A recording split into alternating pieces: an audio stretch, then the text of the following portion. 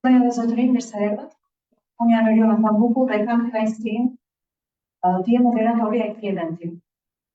Ju falenderojmë që jeni bërë pjesë e këtij forumi publik me kandidatët për deputet të qarkut të Korçës, një forum publik i cili organizohet në kuadër të zgjedhjeve parlamentare të majit 2025. Garjeti përballja ofertave politike në bashkëpunim me organizatat e shoqërisë civile që veprojnë në 8 qarqe të Shqipërisë. Në Tiranë, në Fier, në Vlorë, në Elbasan, në Kukës, në Korçë dhe në Shkodër. Në Korçë, ky forum organizohet në bashkëpunim me organizatën partnere Gruaja në Zhvillim Korçë, e cila është pjesë e Jetipom, tashmë prej disa vitesh, dhe ka angazhim të përkullshëm në promovimin e pjesëmarrjes qytetare, transparencën dhe forcimin e demokracisë. Jetipom synon që të rrisë debatin publik dhe aksesin e informacionit qytetar, si dhe të organizojë platformat politike drejt nevojave dhe prioriteteve të tyre. Përmes nismave të tij, Rjeti kontribon në forcimin e demokracisë në vend, duke promovuar transparencën, llogaritëdhënien dhe përfshirjen qytetare në proceset vendimtarëse. Forumet e tilla publike organizohen në gjitha qarqet kur Rjeti është aktiv, duke krijuar një hapësirë drejt për drejt dialogu ndër qytetarëve dhe kandidatëve për deputet. Tani kam kënaqësinë të prezantoj kandidatët për deputet që i kemi sot me ne. I falenderoj për prezencën e tyre, por edhe për seriozitetin dhe gatishmërinë për të marrë pjesë në këtë forum kaq të rëndësishëm të përballjes së ofertave politike. Ju lutem vini re se renditja e tyre është bërë sipas renditjes së partive politike në fletën e votimit për zgjedhjet e 11 majit, e miratuar tashmë nga Komisioni Qendror i Zgjedhjeve. Në këtë forum janë të ftuar kandidatë nga çdo forca politike. Koalicioni Aleanca për Shqipërinë Madhështore, Partia Lëvizja Bashkë, Koalicioni Euro-Atlantik, Partia Socialiste, Nisma Shqipëria Bëhet, Aleanca Kombëtare Shqiptare, Partia Mundësia dhe Partia Social-Demokrate. Ndërkohë po prezantoj kandidatët për deputet të cilët janë prezent sot me ne. Zoti Petru Lubonja, Partia Lëvizja Bashkë. Zoti Lubonja, mirë se ke ardhur në këtë forum. Faleminderit që pranon ftesën. Zonja Laureta Lidinaj, Koalicioni Euro-Atlantik. Përshëndetje, mirë se ke ardhur.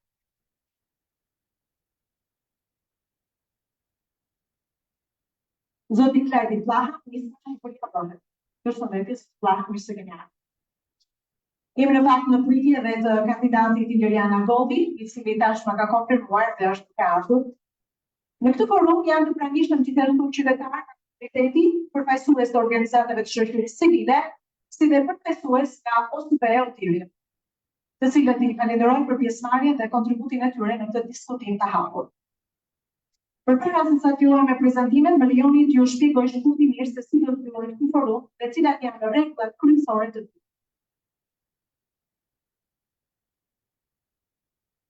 Aktiviteti do të zgjasë rregullor që transmetohet drejt për drejt në faqen zyrtare të fondit të Facebook dhe Korçë. Gjithashtu do të dokumentohet për publikimin dhe në rrjetet sociale.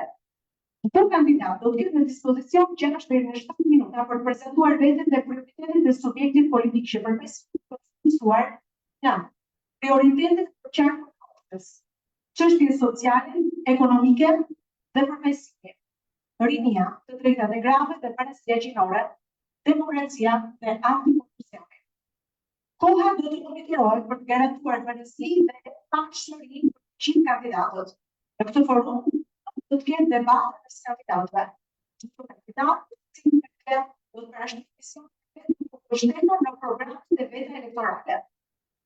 Më pas, fjalën e kanë qytetarët, si dhe tyre, pra qytetarët që janë sot prezent sot, por gjithë kandidatët do të jenë të limituara në 1 minutë për çdo pyetje. Ky forum synon të atmosferë të qetë, përfshirëse dhe konstruktive, ku të gjithë pjesëmarrësit trajtohen me respekt dhe në mënyrë të barabartë. Tani po i lë fjalën kandidatëve për të bërë prezantimin e tyre, kanë në dispozicion 1 minutë për prezantuar veten.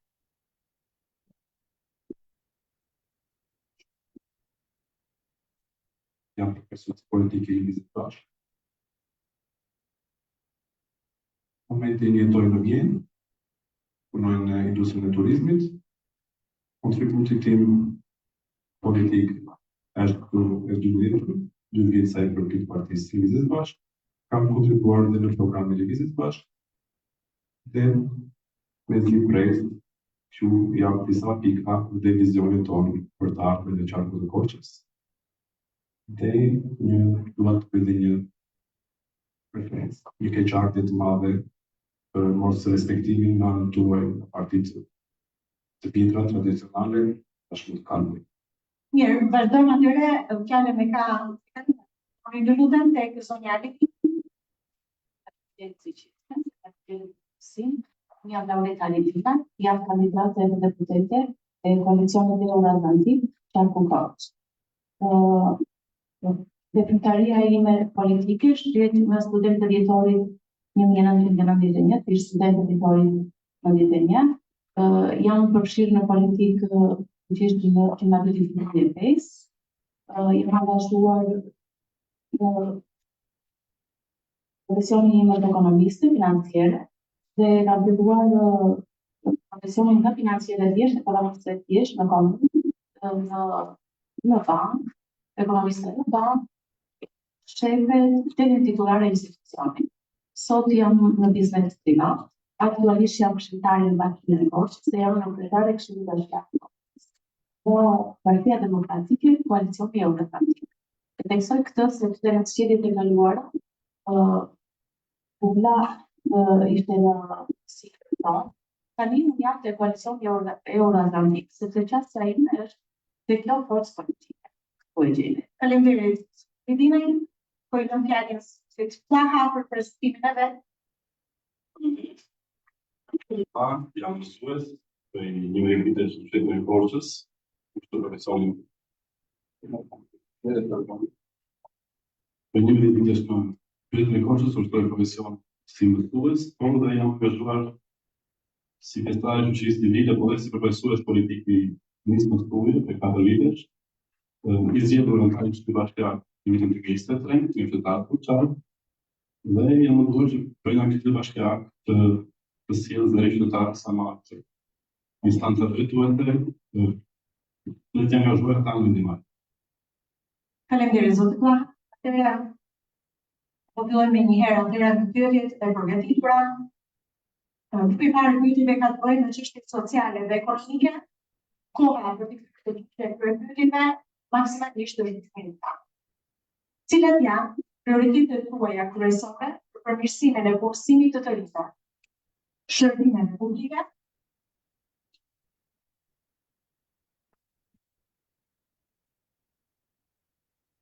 arsimin në qarkun e Korçës dhe përfaqësimin e Shqipërisë në procesin e integrimit evropian. Vazhdimsi fantastik Korçë po dhe në rang kombëtar dhe në rajonat. Shikojmë që të rinjt po largohen nga vendi. Universiteti i Korçës është përgjysmuar sipas politikave të Instatit. Abi të degën si shkenca politike që nuk i nevojë të Korçës, sepse janë mjaftuar shumë besoj. 120 politologë që nxjerrin Tiranën. Shërbimet publike ndalojnë zhvillimin e tyre atje ku fshin korrupsioni dhe partitë, interesi partive, të mbjetër përmet korrupsionit. Atë që ne propozojmë është një ekonomi produktive, si industrisë përpunuese, dhe arsimin profesional, duke e harmonizuar atë në nevojat e qarkut të Korçës. Kështu që ne mendojmë që Bashkimi Evropian duhet të bashkohemi me ato vende duke ngritur standardin e jetës tonë, dhe jo vetëm për gjeopolitikë apo një ngjarje të jashtëzakonshme që rajonin tonë.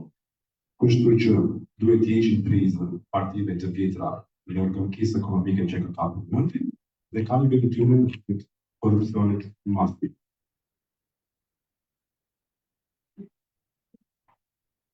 Nuk e di se është e nevojshme ta përsërit edhe një herë pyetjen. Atëherë, cilat janë prioritetet tuaja kryesore për përmirësimin e punësimit të rinjve, shërbimet publike, arsimit në qarkun e Korçës dhe përfaqësimin e Shqipërisë në procesin e integrimit evropian.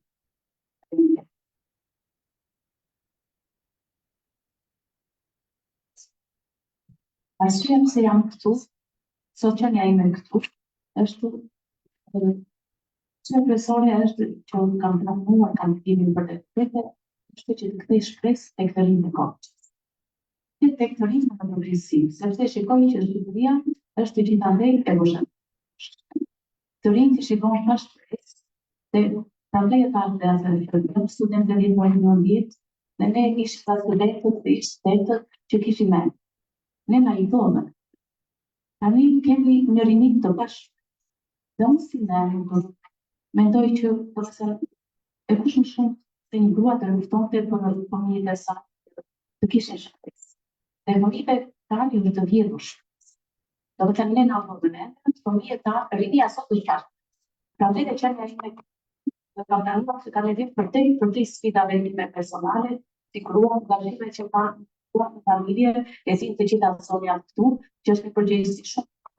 Përgjegjësia më e madhe është kjo që t'jap kontributin tim si ne, si grua, si gjithçka, domethënë me të gjitha statusit që ka një grua për të kontribuar të rinin.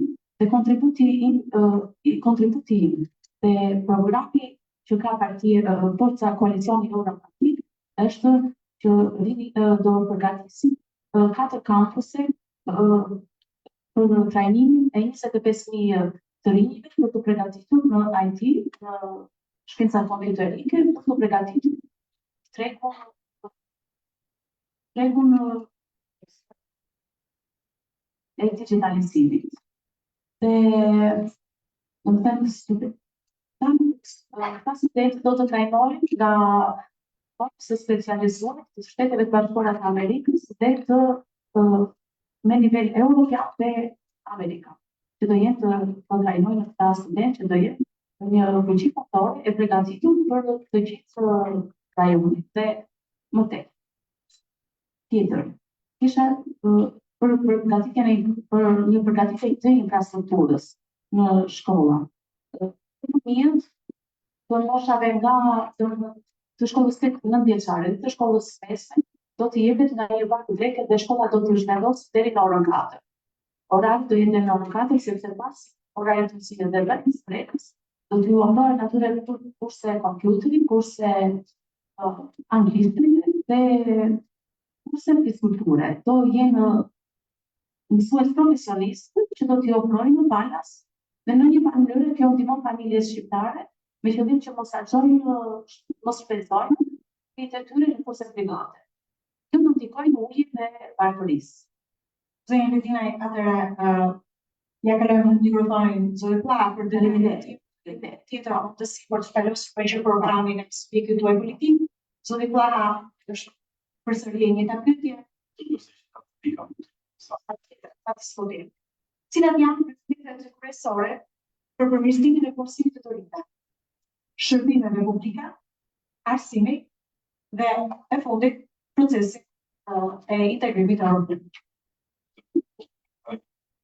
Të paktën nga një pikë të programit tonë për të cilën çfarë për punësimin e rinjve ne propozojmë që familjet e bisedave që mësojnë të studentët apo sapo diplomuarit të kenë ulje të tarifave dhe taksave për ata studentët të sapo diplomuar që mësojnë.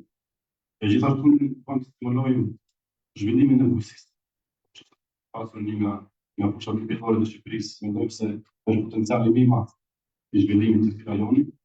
Ndaj kemi politika për subvencionin e fermerëve dhe mbështetjen e tyre, duke shpresuar që të rinjtë nuk do ta praktisin as shaq, jo vetëm qytetinj. Për sa i përket Shërbimeve publike. Arsim.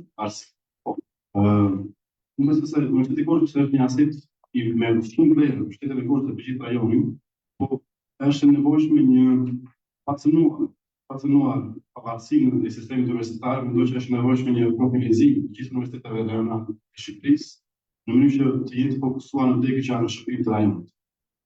Dhe në këtë mënyrë pa pasur një konkurrencë që dëmton më shumë se sa rrit performancën e universiteteve, dhe sigurisht që me mbështetjen e qeverisë ndaj sistemit arsimor edhe universitar, besoj se Korça mund të kthehet në një qendër zhvillimore, kërkimore, ku të rinjtë të dojnë dhe të jenë të aftë shpërblimin e punës, që mund të gjendet brenda rajonit të Korçës. Sa përket integrimit evropian, unë besoj se përpara të ne të hyjmë në Europë, ne duhet të futim në Europë brenda në Shqipëri.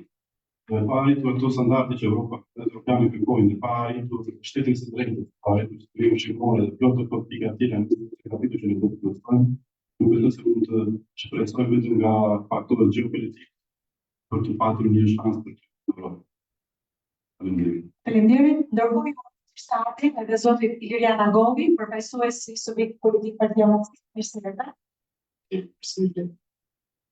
Zoti Ilian, po ju lëm dispozicion një minutë kohë për të bërë një prezantim për veten, për të gjithë audiencën që kemi në këtë forum publik, e më pas kemi 2 minuta që jep pyetjes, për të prezantuar. Kënaqësi dhe përgjegjësi që jam sot këtu para jush.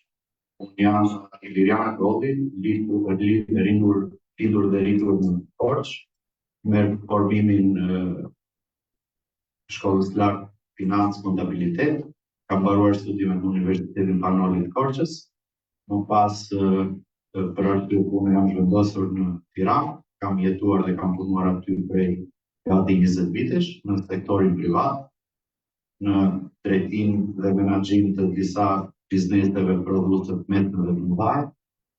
Dhe prej disa vitesh kam një aktivitetin tim po në sektorin e prodhimit dhe një aktivitet të vogël në fushën e konsulentës, po prapë në lidhje me bizneset e prodhimit në Tiranë.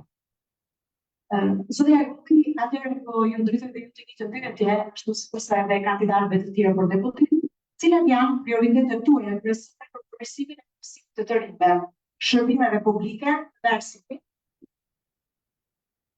si dhe përfaqësimin e Shqipërisë në procesin e integrimit evropian.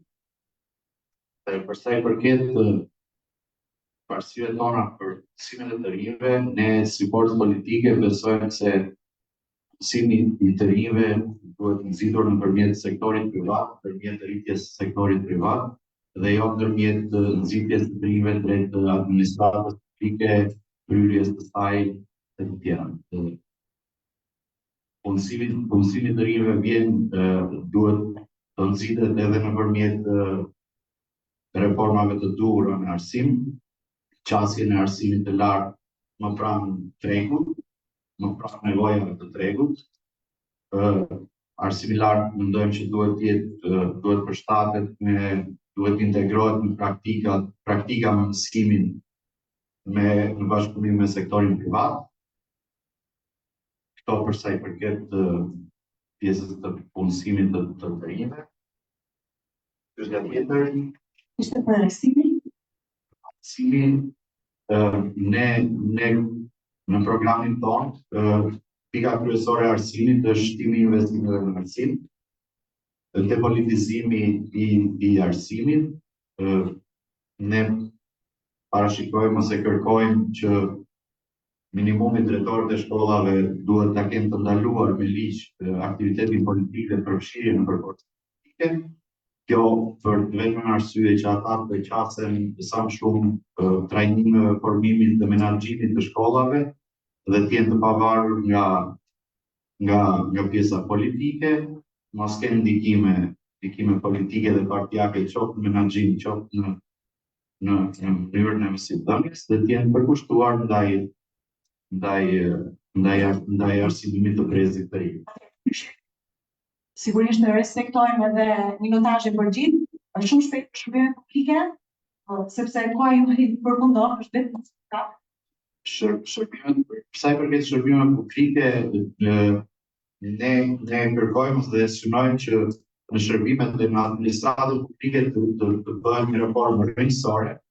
Në shërbimet publike për të ulur koston dhe për të rritur eficiencën e shërbimeve publike duhet integrohen sistemet inovative, inteligjenta artificiale dhe të gjitha risitë e kohës, që të bëjnë mundur një shërbim më të mirë ndaj qytetarëve dhe biznesit dhe kosto sa më të ulta për marrjen edhe për marrjen nga ana e qytetarëve dhe kosto sa më të ulta për shtetin, për dhënien e Agovi besoj të kemi tjetër ku ju do të keni mundësi të prezantoni me gjërat e programit. Përfaqësoj. Vazhdojmë sërish me tek Sofia Luboka. si do të kontribuoni në rritjen e përfaqësimit të grave në vendimarrjen dhe në garantimin e një dialogu të vazhdueshëm me qytetarët gjatë gjithë mandatit tuaj.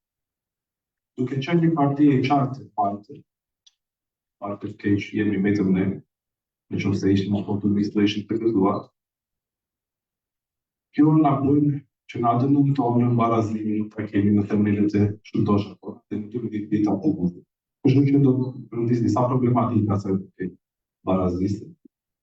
Ne shikojmë që barazat në qarkun e Goçës, sidomos në rajonet e tjera, po në qarkun e Goçës, përdoren si në institucione publike në institucione private. Do të një rast aktuar që është masoneria e ndërkohës.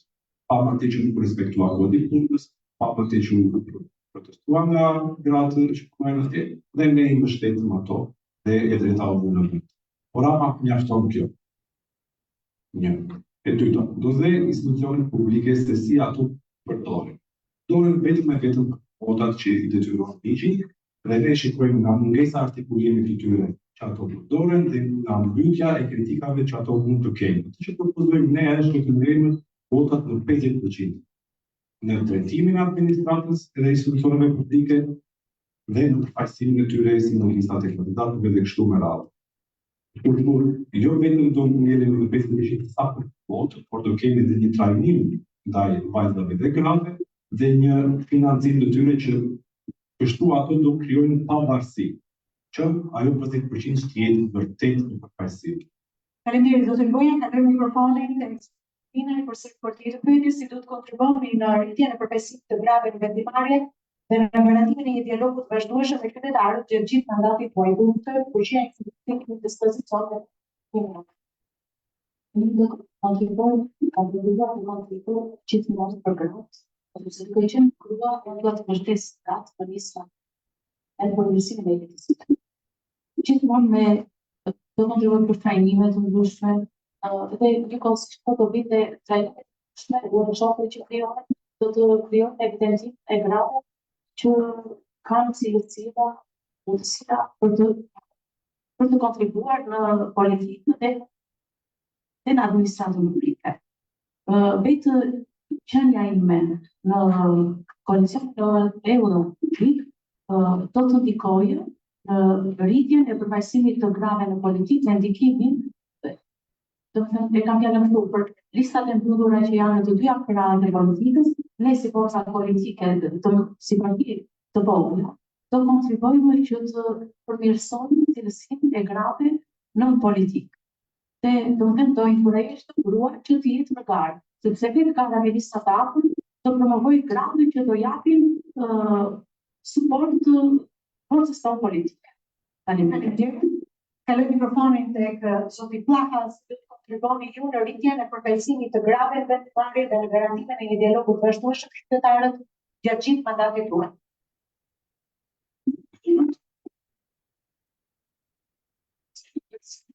Parazitje në orë natyrisht. Ne duhet të theksojmë forcimin e meritokracisë në angazhimin publik, meritokracisë në pozicionet publike që detojnë vendin. Në qoftë kjo arrit atë parazitje në orë natyrisht kanë bëjë sekretari të kësaj.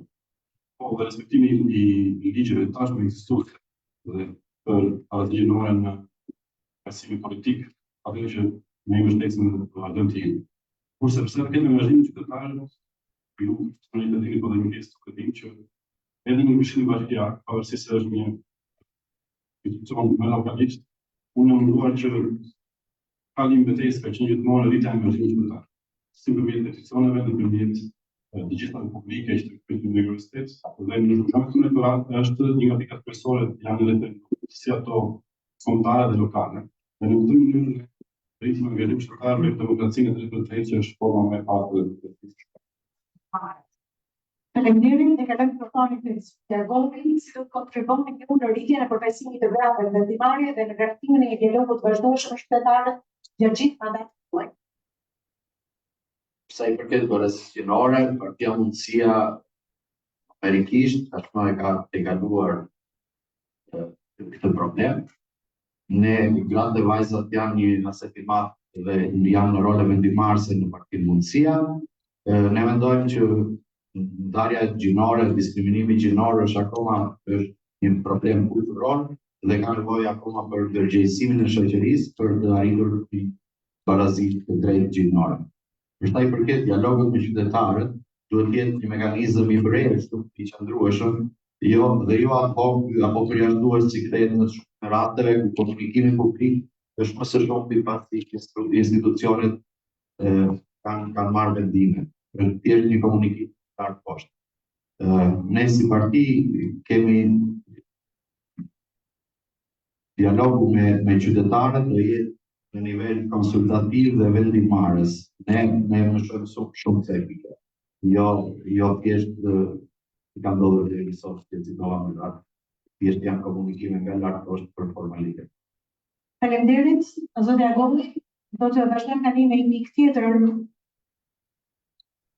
Zoti Bonja, cilat janë angazhimet tuaja kryesore për të garantuar transparencë dhe luftë kundër korrupsionit në nivel vendor dhe qendror, si dhe për të përfshirë qytetarët në mbikëqyrjen e fondeve dhe vendimarrjes publike? Korrupsioni është është disiplina dhe kjo vjen nga parimet.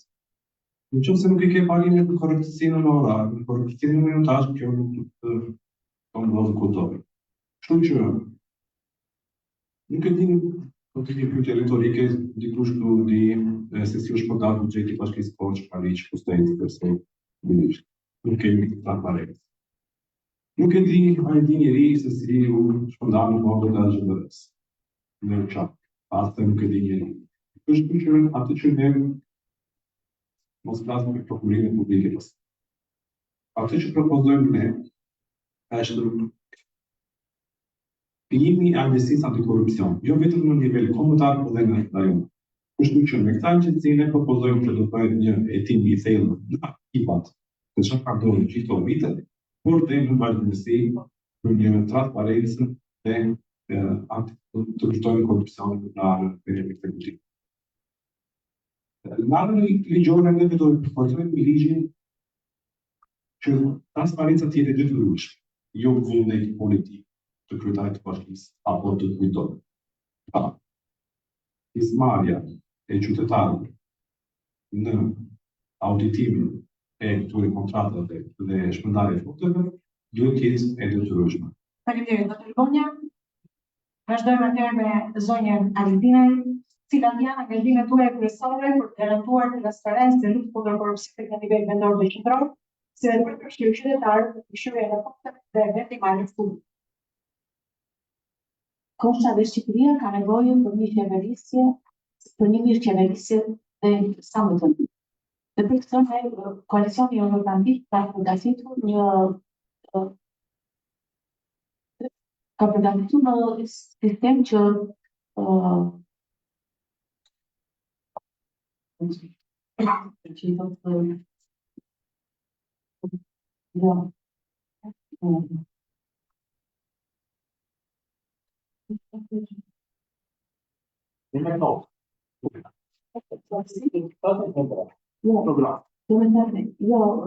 kontrollin e lartë të shpejtësisë, kontrollin e lartë të shpejtësisë do ta zhvillojmë në një gjykatë të auditit, që do marrë vendime të menjëhershme dhe të ekzekutueshme menjëherë. Ndërkohë që tani kontrolli i lartë të shpejtësisë nxjerr merr masa administrative, nxjerr masa po ato nuk shkojnë as fundi dhe mbeten aty në zyrtarët e institucioneve që ata kontrollojnë. Ndërsa ne propozojmë ne kemi në programin tonë kemi që kontrolli i lartë të shpejtësisë do të kthehet në gjykatë auditi që do të bëjë të ekzekutueshme të gjitha vendimet që do të nxjerrë ky institucion. Një konsill do të bëjë me një zyrë one window që qytetarët mos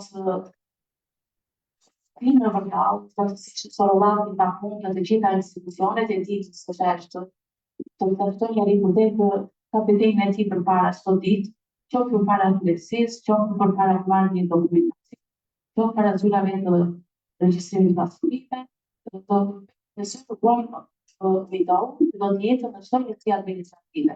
Në kohë të shpejtë kemi dhe këtë klasje që do krijojë 4 rajone dhe Tirana Metropol 5, që do të jenë të decentralizuara, gjitha shërbimet do të vinë në këto rajone dhe do të jenë më afër qytetarëve dhe do ndikojnë në popullimin e këtyre qyteteve, do të thotë mirë qeverisjen, sjelljen e afërt të shërbimeve, do të kemi edhe një klasë historike në kontekst të këtyre vendeve. Faleminderit, mikrofonin e tek Zoti Flak. Pyetja është e njëjtë, cilat janë angazhimet tuaja kryesore për të garantuar transparencë dhe luftë kundër korrupsionit në nivel vendor dhe qendror, si dhe për të përfshirë qytetarët në mbikëqyrjen e fondeve dhe vendimarrjes Ne jemi gjithmonë shtetin tonë në institucionet e reja të drejtësisë, ato që janë kundër në luftën kundër korrupsionit. Dhe ne kemi treguar duke çuar kallëzimin e parë në SPAK, që lidhet me panel sterilizimit dhe çështje të tjera mëdore që kanë çuar tani në hetim dhe në hekura disa prej ministrave të qeverisë dhe deputetë deputat bashkirë dhe duhet që mbështetjen e këtyre institucioneve të bashkohet. Kjo është pikë e parë. Dhe në vazhdimsi të kësaj, mendoj që niveli i lartë të korrupsionit në vend sigurisht aty ku vendimarrja është më e madhe. Pra, ku janë proceset e përpërave të koncesionit të saqit. Prandaj ne në programin tonë elektoral kemi vendosur si pikë të posaçme ndryshimin e kodit penal për të shpallur korrupsionin dhe të tuzave të lartë qeveritare si tradhtik kombëtare, ke rritur dënimin për ta, sepse mendoj që nëse korrupsioni nuk shlohet nga poshtë, por nga lart poshtë, dhe duke pranuar në nivelet rrethuese edhe korrupsioni në nivel të ulta shpejt, dhe gjithashtu rritja e kompetencave të organeve të qeverisë vendore dhe të forcimit të rollit të rajonit në kushtetin mund të jetë në linjë.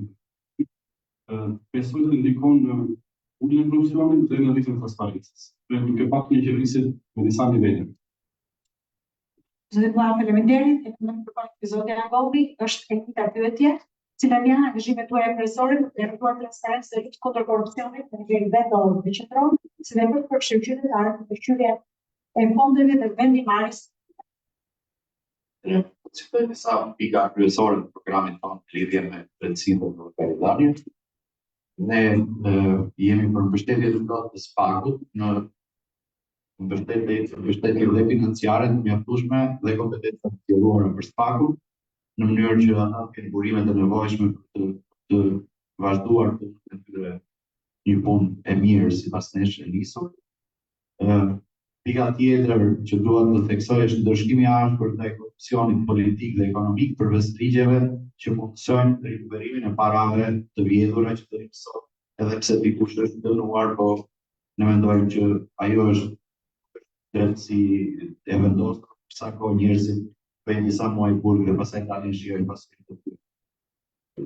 Ndalimi i pjesëmarrjes së kompanive offshore në tenderat publike dhe në kontratat e partneritetit publik-privat, për sa kohë janë biznese me pronar pa identifikuar, ne mendojmë që ata nuk duhet të kenë pjesë e fondeve publike.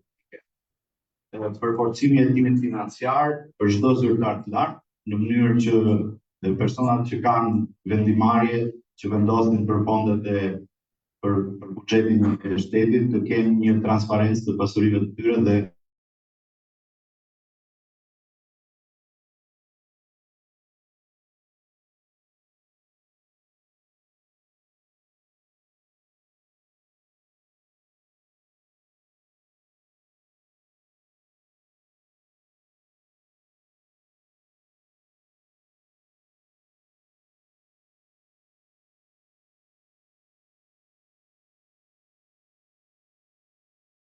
nga komisionet e famshme të prokurimit për të eliminuar në maksimum abuzimet e dhe transparencën dhe qytetarëve. Si kandidatëve për deputet që janë prezentë të forum publik, do i linë në dispozicion për të ndalur të sishme të programit tuaj elektoral.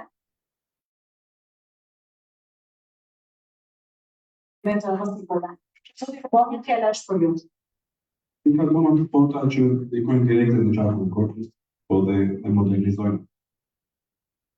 Pika e parë është toka e duhet certifikuar. Nuk ka subvencione, po dëgjohen politikanët të rreptojnë subvencione, është një gënjeshtër. Punohet që është certifikuar vetëm 40% e tokës të publikës. Kështu që ne e marrim me radhë, kemi punuar 15 muaj me programin që t'i japim zgjidhje këtyre problemeve. Kështu që certifikojmë tokën e publikës, krijojmë SHPB, shoqëritë e Bashkimit të Fuqive.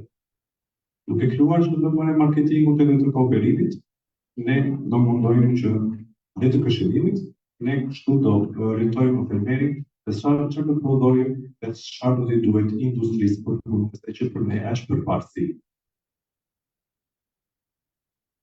Ajo që ne do propozojmë që të qëndrojmë të rinë, sidomos familjet e reja, është të krejimi. Tonë aty natyrshëm se jemi të marrë. Duhet të them shumë me këtë pjesë në marrë. Strehimi i familjeve të reja është përparësi, po përparësi ne, sepse duhet të motivojmë të qëndrojmë tu duke institucionuar gjëra dhe krijuar apartamente me kredi të bukur. Masiviteti i të rive në sport, që vjen duke hapur shkollat, duke i shtyr shkollat deri në orën 4 pas ditës. Po që nuk vjen thjesht duke thënë që unë do hap shkollat edhe do hap një pakt. Ne kemi propozuar në 2023 në dhivet e Bashkisë së Tiranës e kanë kopjuar shumë të tjera, por e thonë staj të vinjur. Ne kemi seriozisht, ne me industrin për punëse dhe këpërës që do i këshillojmë, do i sjellim vaktin shkollat, dhe kështu me formimin e shkollave sportive që ne në kohë që kemi patur traditë dhe duhet të ndihemi të gjithë që kemi zhdukur, kemi patur waterpolo, kemi patur lot, kemi patur çelës, kemi patur shumë sporte të bukura me traditë. Që ne nuk kemi komplekse që të bashkojmë të vjetën si traditët me të rejnë, dhe t'i krijojmë dhe t'i riterminojmë prapë të sporte, dhe japim një vizion të qartë të familjeve të reja dhe fëmijëve për qarkun e koqës. Kështu që ato shtypat kryesore për lëvizjen bashkë të shtetit zhvillimor, shtetit social, shtetit të drejtë dhe pjesëmarrje demokratike. Dhe një lajm i gëzueshëm dje, ne na është realizuar programi i gjithë partive nga Altaksi dhe vlerësimi i programit tonë është 90% i realizueshëm, i Partisë Demokratike 75% i realizueshëm, i Partisë Socialiste 78% i realizueshëm, partitë e tjera nuk koncentrohen, që nisma Shqipëria bëhet i parealizueshëm, dhe në qoftë se vlerësohet vullneti, ne e vlerësojmë me 177 faqe të ekspertëve, një nga ata jam edhe unë, 15 muaj punë intensive, për t'i dhënë Shqipërisë një partner që e meriton. Faleminderit zoti Livonja, kalojmë tek zonja Lidina dhe ju keni shërbim për shpërndosjen e këtij paketi të rëndësishme të subjektit politik që përfaqëson programin elektoral. Programi i koalicionit euroatlantik është aprovuar një program i shkëlqyer, i miratuar nga specialistët gjerman. Dhe në këtë program neve kemi si prioritet që t'japim fund çështjes pronës, timit e pronarit. Dhe kjo do të bëhet aty ku është e lirë toka do të jepet pronar, aty ku është e lirë do të jepet me vlerën e tregut që është sot, dhe kjo do të jepet në formë do vlerësohet administrimin e tregut dhe do të jepet në 1/20 e vlerës Covid. Kjo një. Do të kemi bonusin e BB-ve për 2.000 euro për BB-n e parë, 2.000 euro për BB-n e dytë dhe 20.000 euro për BB-n e tretë. Një pozitiv i teksoj faktit që për gratë që janë të dënuara dhe janë me vendim në gjykate do të krijohet shtej palës me qëllim të lehtësohet të bara e shpensimeve dhe të krijohet lehtësira në jetën e tyre të vështirë ekonomike që ka gruaja sot. Një pozitiv, ne kemi si prioritet heqjen e vizave në mandatin e parë, heqjen e vizave në territorin e Amerikës. Kemi prioritet tjetër, heqjen e të gjithë studentëve që mbarojnë në mjekësi, do të heqet ajo detyrimi që për 3 vjet të punojnë në Shqipëri. Do të rritet 80% paga e mjekëve edhe mësuesve, do të punësohen mësues aktive, trajnerë, sportistë, të gjithë që do të shërbejnë në orarin e mazdites për përgatitjen e fëmijëve. Një kohësisht kemi pensionin minimal do të jetë 250 euro për të 2 viteve të parë. Mandatit tonë do kemi të ndryshimin e ndihmës ekonomike brenda 2 viteve të parë të mandatit Dhe 450 euro në lutën e marë ka 4 vjetë. Do jetë dhe ponët periodike brenda për mensualistët. Një kosisht të gratë të punuar dhe gratë të vendënuar, do të thënë që janë një person nga familja, një grua, do të ndihmojnë për fëmijët e tyre me bursa, për të studiuar fëmijët, çdo fëmijë që është për të studiuar, në qoftë se është ekselent dhe i mirë me mësimin, do t'i jepet bursa për t'i ndihmuar që të vazhdojnë për studimet. Pavarësisht kushteve të vështira ekonomike që do të kenë. Ka dhe shumë të tjera që nuk kanë do të t'i falon. Kështu që ne lëmë faleminderit. Ne lëmë mikrofonin e zotit Blaha, është koha juaj për të shpëndosur me nga pikat të rëndësishme të programit tuaj elektoral për atë politikë që përfaqëson.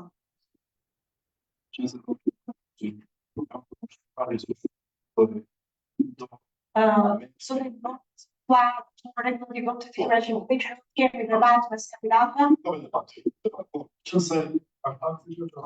Kush ka dëshirë të kontrollojë programin dhe të shikojë vetë nëse ai realizohet ose jo, mund ta gjejë tek aqja si e nis maturë.al si tek shqipria.al sepse i një koalicion. Ajo që mua është rëndësishme janë 3 kolona me të cilën unë shpresoj që shteti të ishte nesër me të ngrihet. Këto 3 kolona janë demokracia pjesëmarrëse, dhe demokracia dhe e vërtetë me referendume dhe angazhimit qytetar, shteti të drejtës dhe meritokracinë, që ne nuk mundon, sigurisht, dhe e treta është zhvillimi ekonomik i bazuar mbi një shtet që nuk ndërhyn, nuk shpushton presion mbi aktivitetin privat, por e stimulon atë. Nëse ne arrijmë të realizojmë këto 3 parime bazë të bëjë rritur një shoqëri dhe një shtet, atëherë besoj se programi vjen vetë, vjen natyrshëm, që të krijon meritokraci, atëherë ekspertët më të mirë afrohen dhe mund të realizojnë në programin detaj. Unë jam mësues dhe mund të flas patjetër me detaje për një vizion tim me arsimin, por nuk jam ekspert i shoqërisë. Dhe besoj se para një është të ndërtojë një shtet me cilën funksionon meritokracia. Nëse realizojmë këtë, këta të terminin. Dhe ajo që unë bëhet të çoj si mesazh për çështën e mund ta bëjmë lidhje për shpërëm jonë. Është që në tonë me këtë, më shumë se programi është e rëndësishme ngjallja e shpresës. Ne po shikojmë një të madh të vendit, po shikojmë të rinj që ende të të largohen nga ky vend, dhe ngjallja e shpresës nuk vjen sigurisht nëpërmjet sanksioneve, ata të politikë dhe ata të shoqërisë, ata të ekonomikë. Nuk vjen as me një rotacion që nuk përgon qytetarët. Për të cilën ndryshim social, ekonomik dhe politik duhet një diçka e ndryshme, çka konkret. Në fakt që edhe në këtë panel jemi prezent vetëm 4 përfaqësues të forcave të reja, tregon që kush e ka vërtet interesin për të qenë i hapur dhe bashkëpunues me qytetarët, shikon se ti si votan. Dhe është rëndësishme që megjithëse kush i për shumë të rinj, që një mesazh për ta, është shumë e rëndësishme që të shkojnë të votojnë. Sepse kjo është e drejta më e madhe që ne kemi, dhe që duhet ta ushtrojmë me përgjegjësi të madhe. Duke mos lënë fatin tonë në dorë të tjerë, por duke marrë vetat në dorë. Faleminderit zotë Blaha, janë me kazë të tjera Boldi, edhe ju keni në dispozicion 3 minuta për shpëlosur disa nga pikat më të rëndësishme që drejtohet të tilla për programin tuaj elektoral, sfidë politikë që përfaqëson. Ne jemi një forcë të djathtë, edhe si të djathtë, ne mendojmë dhe besojmë në një shtet të vogël, në një shtet që i jep mundësi barabarta, në një shtet që nuk dikton, ne nuk jemi partizan të orientimeve shtetërore të tipit kooperativa bujqësore, sepse janë modele të provuara dhe të dështuara ndër shekuj. Ne kemi parë dhe në 35 vitet të tranzicionit lloj-lloj politikash nxitse që kanë ndërmarrë qeveritë, që kanë nisur me subvencione fidanësh dhe kanë përkuar në trup për fjalë. Ne besojmë te një ekonomi e lirë, ne te programi ynë ekonomik, ne kemi disa pika kryesore, ku një ndër është ulja e taksave në nivelin 8%. Ulja e taksave në nivelin 8% krijon frymëmarrje bizneseve dhe bën sistemin ton fiskal më të qartë, më të aplikueshëm dhe nuk është e thënë që ulen të ardhurat, sepse me një taks të shenjtë, me një taks të drejtë është mundet shumë mirë që në një kohë të shkurtër të rritet të zgjerohet baza e taksa paguesve. Taksa pagues që mbase në këto momente janë detyruar të bëjnë dhe shmangje dhe nga para lartë të taksave që kanë. Pika e programit tonë ekonomik është shkurtimi i kostove administrative. Për të kursyer, ne besojmë, sipas studimeve tona, që mund të kursejmë deri në 1 miliard euro në vit. Administrata ne shohim dhe besoj të gjithë shohin që është e stërkryer me njerëz partijak, është një administratë jo eficiente, është një administratë e korruptuar, edhe të gjitha këto sjellin në pengesa për zhvillimin normal të biznesit dhe të jetës të gjithë secilit. Ne gjithashtu propozojmë heqjen e taksave për bizneset e heqjen e taksave për kontrolleve tatimore për 3 vjet e para të bizneset e reja.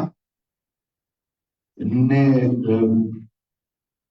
duam në mundësitë e para që ne do kemi lufta, duam të shkatrojmë monopolet dhe oligopolet në Shqipëri, të cilat ne i shohim dhe i ndjejmë për ditë në xhepat tona. Anullimin e koncesioneve dhe PPP-ve abuzive, të cilat janë sot në hetim nga SPAK-u. Pikë tjetër e rëndësishme është adoptimi i monedhës euro si monedhë kombëtare, sepse për ne është, ne shohim që për qytetarët dhe për biznesin është një kosto e madhe. Sidomos për bizneset eksportuese, të cilat nga ndryshimi i kursit të euros kanë shkuar në një pikë shumë kritike. Faleminderit. Faleminderit 4 kandidatëve për shpallosjen e pikave që kanë trajtuar ishte për programin e tyre editorial, si vetë që përmes letarit. Përfyerje. Kush dëshiron, jemi gati për të përcjellë mikrofonin. Po, kemi zonën aty, dikush vetëm e baj për t'i çuar. Po.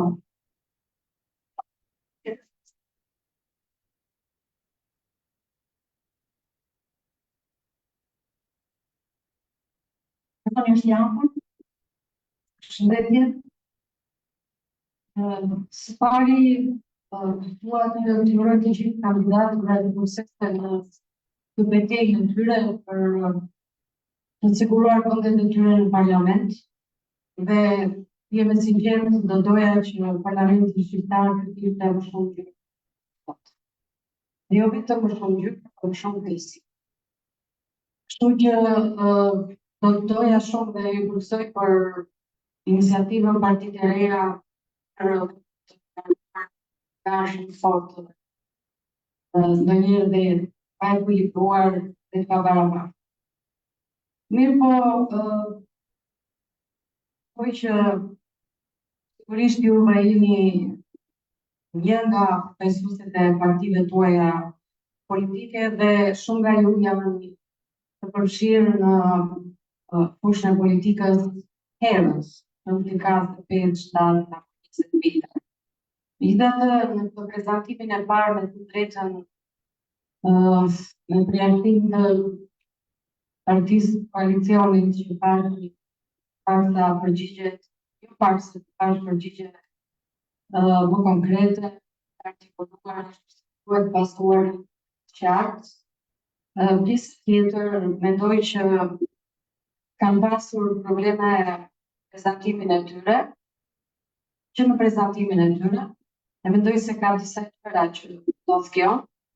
Pari, ndoshta pjesa i programit qartë për ta prezantuar këtu, se mendoj që keni faqe në programet tuaja, dhe do të që sa këto programet tuaja janë bazuar në dëgjesat publike gjatë mandatit, dhe jo për më vonë, për dëgjesat publike tani, sepse gjatë mandatit vjen të gjithë premtojnë se do të dëgjojnë qytetarët, do të dëgjojnë njerëz, moshat e ndryshme dhe çka do të bëjnë për ata, duhet të dëgjuar tani.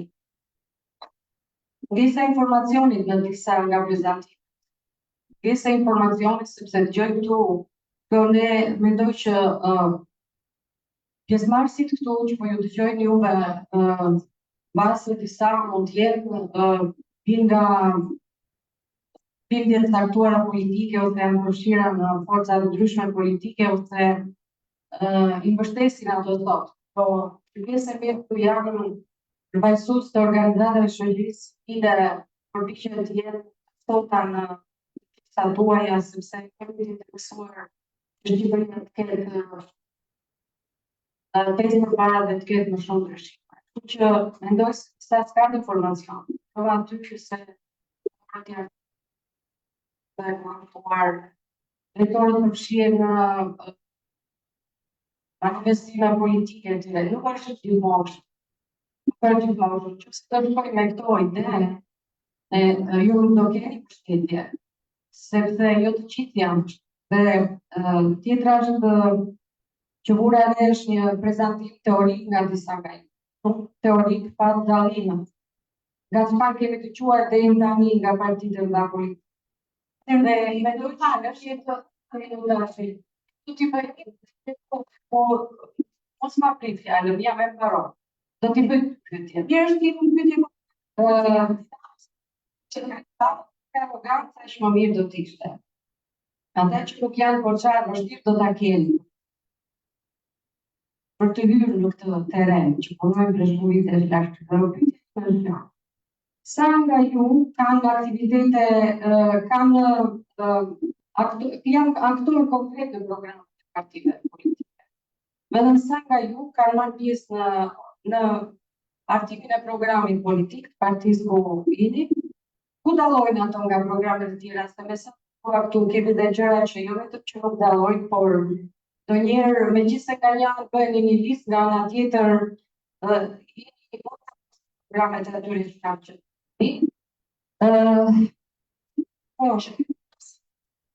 por e përfshirë në programet politike nga programet e partive të të përgjithë e kanë përgjithë. Që i ka e përgjithë. Ta më bëjtë, se ta dhe përgjithë. Nëse të kemi partitë e reja, sepse ato janë sot këtu dhe për i përgjithë. Nësë ka rritë për shumë të dhemi në shkuicë. Por që është të da për të madhore në të të vendit edhe të shoqërisë shqiptarës, do t'jeri në bashkë për mundës të Shqipërinë, nëse që t'jeri t'jallë të rritë. Atëherë, të të nëse në rritë në sëritë të barit të shqipërinë, po, pyetje, po, e të Faleminderit për kritikën në atë pak. Pavarësisht se mua më pëlqen shumë kritika dhe konstruktive si jo si kritikore. Sa i përket përfshirjes në program, unë jam përfshirë në programin në sektorin e turizmit, si eksperti i atë. Kam punuar nga 15 muaj me gjithë grupin, si parti politike, grupin e njerëzve ekspert në atë fush.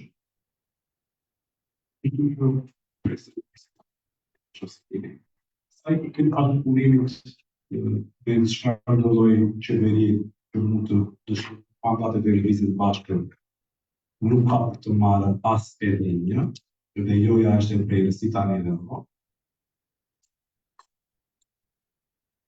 Po e kaloj të përgjigjet dhe politikë. Faleminderit për pyetjen.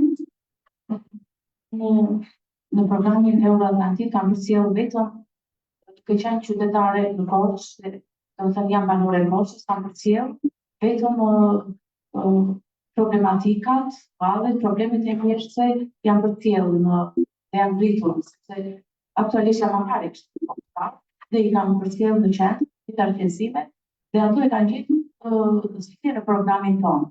Dhe nuk jam marrë vetë me përin e programit, këtë program është përgatitur nga ekspertët më të mirë dhe ka ekspertët në konsultim me ekspertët e huaj. Përsa i përket pyetjes tjetër. Si ishte pyetja tjetër, do jemi në bashkëpunim me qeverinë. Qeverinë ne Pyetja është kështu që ata nuk e bëjnë shumicë. Ju me do bëni bashkë dhe të qartë. Mendimi im, ky është mendimi im. Nuk dua të thotë, nuk mendoj që në këto zgjedhje, pasi dua nga çka parë, asnjë qeveri, do të thënë asnjë parti nuk do bëj do të thash 71 mandate për qeveri. Mendoj dhe të gjithë, do të thënë nuk e mendoj që do bëj një qeveri post-zgjedhore. Dhe unë do jem e gatshme jo të bashkëpunoj, po do të thënë duhet një qeveri pro-amerikane, pro-europiane, që të jetë në zgjidhje të problemeve të qytetarëve dhe të halleve të qytetarëve. Nuk jam këtu as për partinë ekstreme të majtë, as për partinë e djathtë.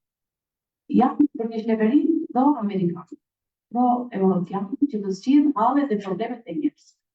Dhe të kontribuoj me pjesën time sa do mundem që kjo të arrihet. Faleminderit, zoti Farhan, po.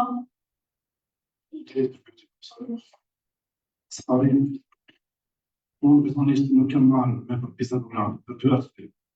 E para sepse kam qenë gjithkohës fokusuar në rolin tim si antar i Këshillit Bashkiak, dhe së dyti sepse vetë angazhimi im politik mendoj se ka erdhur më shumë si një detyrim për përfaqësimin e shoqërisë civile të Korçës, se sa si një delegim nga partia në nivel lokal. Por me sinqeritet të them që nuk jam përfshirë në pjesën e programit, aq më tepër që ne jemi në koalicion, kështu që të dy partitë kanë programet e tyre që në pjesën më të madhe përkushten njëra me tjetrën. Po sigurisht nuk kemi të rregjë të vogla. Për sa i përket bashkëpunimit, fakti me si kuptova unë për çështje të rëndësishme a mund të bashkëpunojmë. Për të qenë pjesë të një koalicioni qeverisës, jo. Absolutisht jo me asnjë nga forcat e vjetra, të cilat mbartin në mendimin tim një pjesë të mëkateve apo të problemeve që kanë sjellë vendin ku jemi sot. Për të formuar një qeverisë jo. Por sigurisht unë jam antar i Këshillit Bashkiak dhe atje ka pasur raste që më votuar pro, sepse ka çështje të cilat janë nevoja exigjente të qytetarëve. Dhe ne e pastaj po thosë se çdo muaj ka vënë të tilla që nuk kanë votuar pro.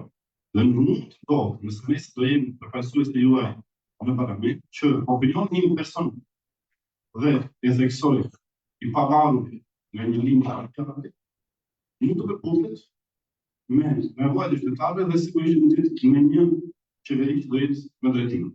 Por jo që mandati im të shkojë për të formuar një qeveri me koalicion me një forcë të vjetër.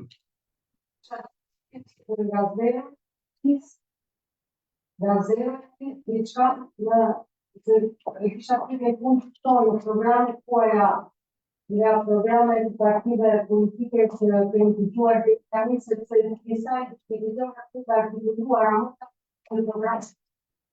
Por më thënë që disa gjëra që janë bërë të bëhen të takë, nuk e kam në ime, të kam të gjithë.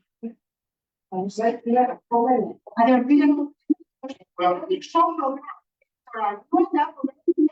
partive të tjera. Nëse i kemi interesuar dhe i kemi Ne jemi një forcë e qendrës së djathtë. Dhe në disa gjëra patjetër që programet tona përkthehen me forca të tjera të djathta. Ajo që ne theksojmë janë ato tre parimet që kemi për këtë.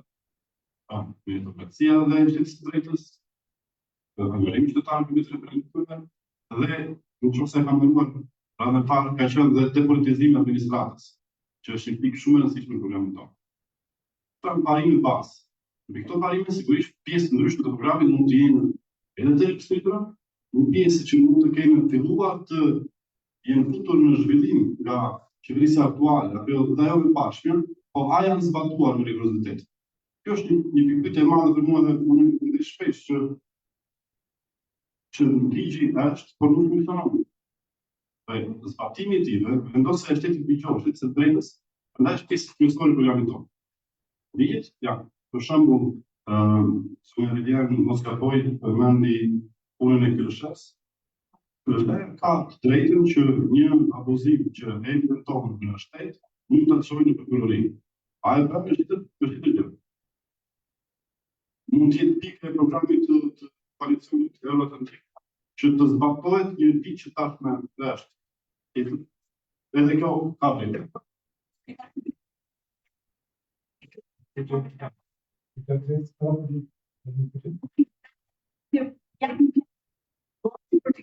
Faleminderit për komentin tuaj, ishte shumë i top. Për drejtorëve dhe administratës korruptuar, që më citove mua, unë nuk e thash që gjithë administrata dhe gjithë drejtorët janë korruptuar. Por mund ta them me plot gojë që një pjesë e mirë e administratës është e korruptuar dhe jo eficiente. Unë vi nga bota e biznesit, kam 20 vjet që e huaj pikurisë këtë administratë. Edhe e di, besoj, jo më mirë nga gjithë, po e di mirë. Dhe kjo është e vërtetë. Kjo ishte për sa i përket asaj që më përmendë. Dhe pjesa e programit, unë nuk kam qenë artues i programit Partisë Mundësia, është një grup ekspertësh që punon për partisë, patjetër që konsultime ka bërë dhe me ne, por unë konkretisht nuk jam pjesë e hartimit të programit Partisë Mundësia. Për sa i përket bashkëpunimit pas zgjedhor, ne shohim gati të pamundur bashkëpunimin me forcat e vjetra politike. Ne jemi forcë të jashtë dhe bashkëpunimi me forcat e majta është i pamundur në çdo aspekt, edhe nga programi jonë ekonomik, edhe ideologjik, edhe çdo gjë është një koalicion apo një bashkëpunim i pamundur. Por ne shohim shumë të vështirë edhe me koalicionin e madh opozitar, sepse nuk jem dakord me shumë drejtime dhe shumë gjëra të politikës. Për gjëra mëdore që janë një Formimi që është jo madhor, e sot. Po, kur s'bjem dakord aty nuk... Okej, për çfarë? Po, për spakun, po...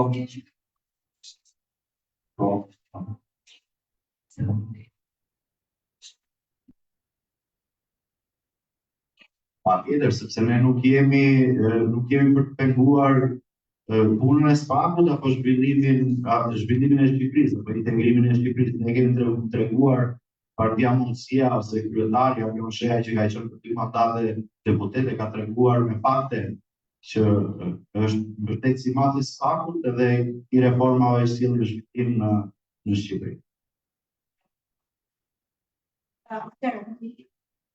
Pyetja së tretë, në qoftë se zoti Lubonja ka një përgjigje.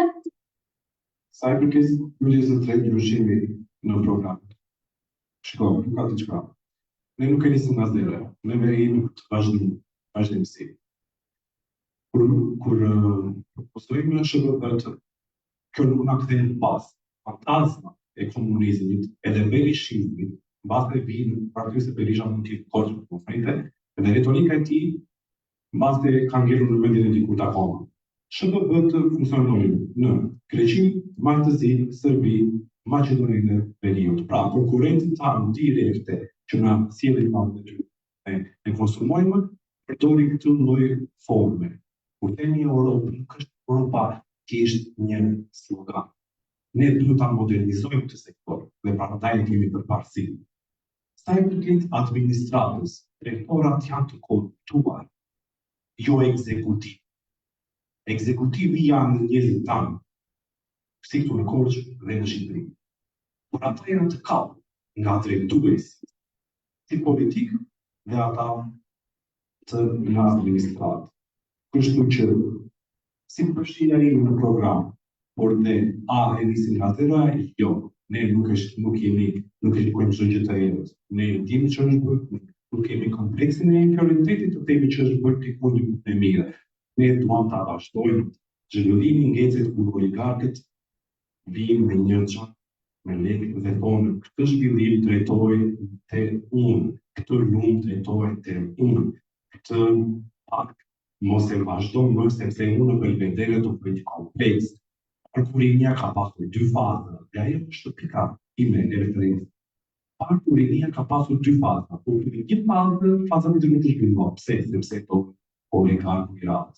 Kështu është të shqipt. Lucim në politikë. Shumë në anën si përfaqësore. Unë mund të them që zonja e koalicionit me kryetarë, zoti Bashir të Meqo, do të shpunojnë.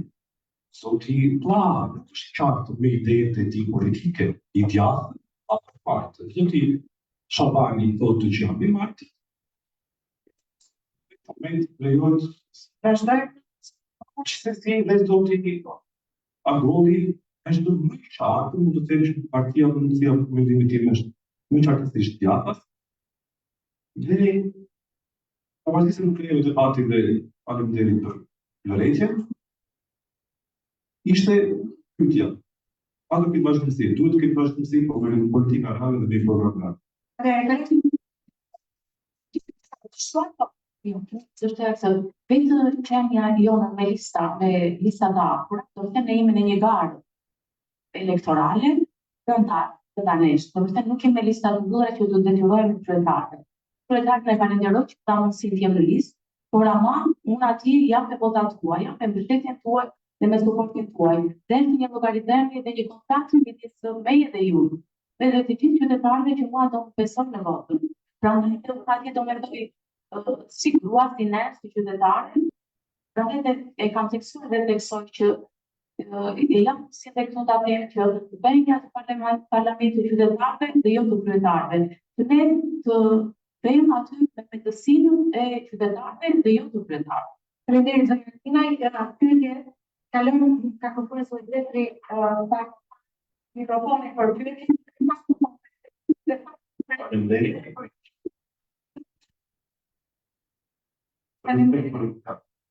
Bisogna garantire i valori delle candidato, quando del pyetje, che diano una stagione qua ci si civili, che hanno drejtoja potrebbe essere.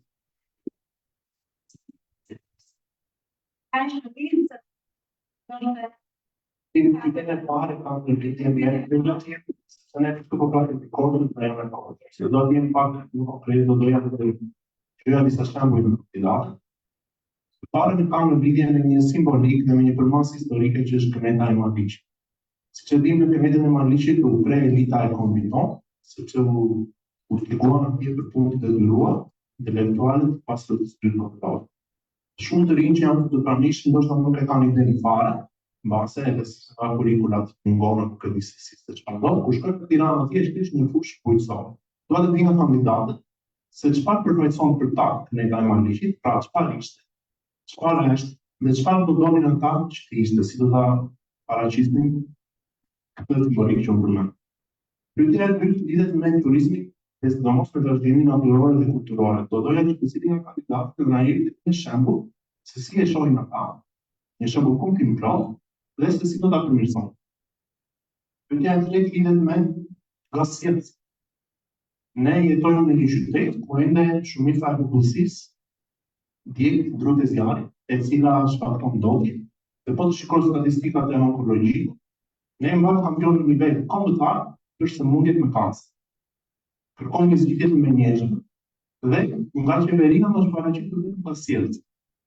Po doja të dija, a ka keni kandidatët që kanë një projekt për energji të rinovueshme dhe nëse do paraqiteshin të dyja, këto zgjidhje nga ta. Dhe pse?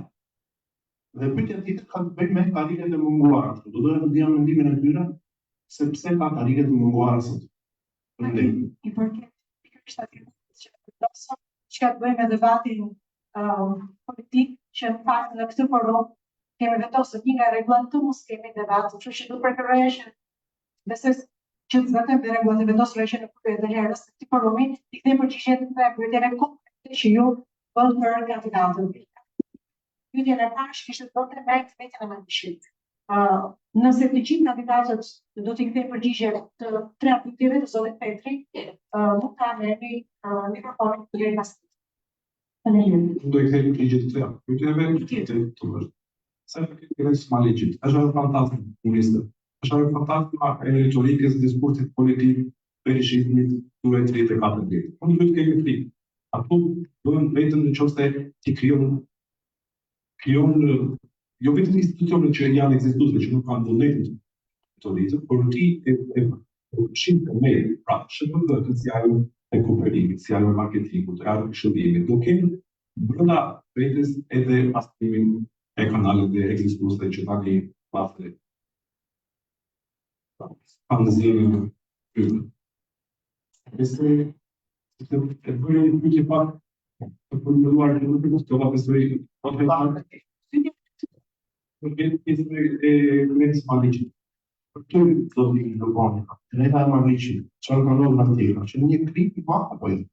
Nëse po, një si është po. Krim.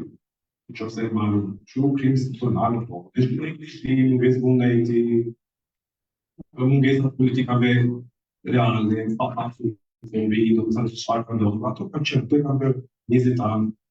Edhe ne duhet timi mbani, nuk kemi mbajtur që nuk se e quajmë krim, po patjetër, institucional krim institucional patjetër. Sa i përket turizmit. Në këtë sektor nuk të zgjatet shumë, por do të respektoj kohën. Ne propozojmë që turizmi të jetë i qartë alternativ. Pra, të largohemi nga turizmi masiv. Dy lloj turizmi është në botë, është ai masiv, dhe ai alternativ. Çfarë bën ai alternativ? Ai alternativi respekton traditën e arkitekturën e qytetit të vendit. Dhe është një kritik. Pra, heqim turizmin nga koka, heqim turizmin nga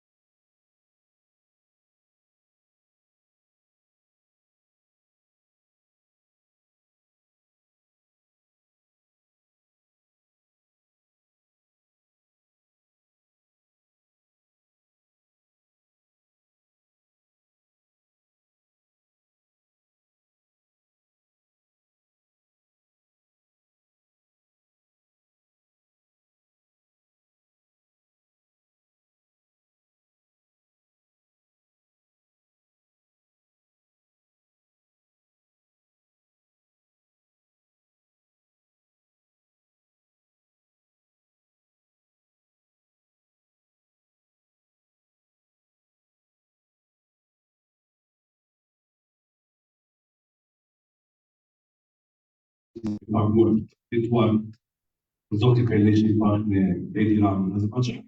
Thjesht për fushat. Pra, tu kemi një mungesë në anën e ligjit, kemi mungesë në anën e vullnetit politik. Dhe sa i përket atë që ne propozojmë, por mungesa më dobethënëse, ratifikimi është niveli i sigurisë në jemi. Ne jemi të gjatë dhe mirë rrezikuar në rajon për tragedi që mund të zjarri të majtë. Dhe duhet të jemi në niveli një, a janë tre niveli, është për një i mes dhe i ullët. Koqa, si koqë, kemi jemi në mes. E koqa ka nivelin e fundit. Pra, edhe në qëftë nuk sigurojmë pikitat e zjarrit, të investojmë në zjarrëtise dhe në sigurinë e civile, do të thotë që bëjmë propagandë dhe nuk e marrim dot rrjedhën shpërndarje të koqë. Që çfarë propozojmë ne në pjesën e turizmit do ta lexojmë në kapitull të tjerë, ne propozojmë ngritjen e nivelit të pjesës sociale dhe mund të nisim edhe të mendojmë në shpërndarjen e nazit të alternativës tjetër që si mund të ndrojmë dhe të largohemi nga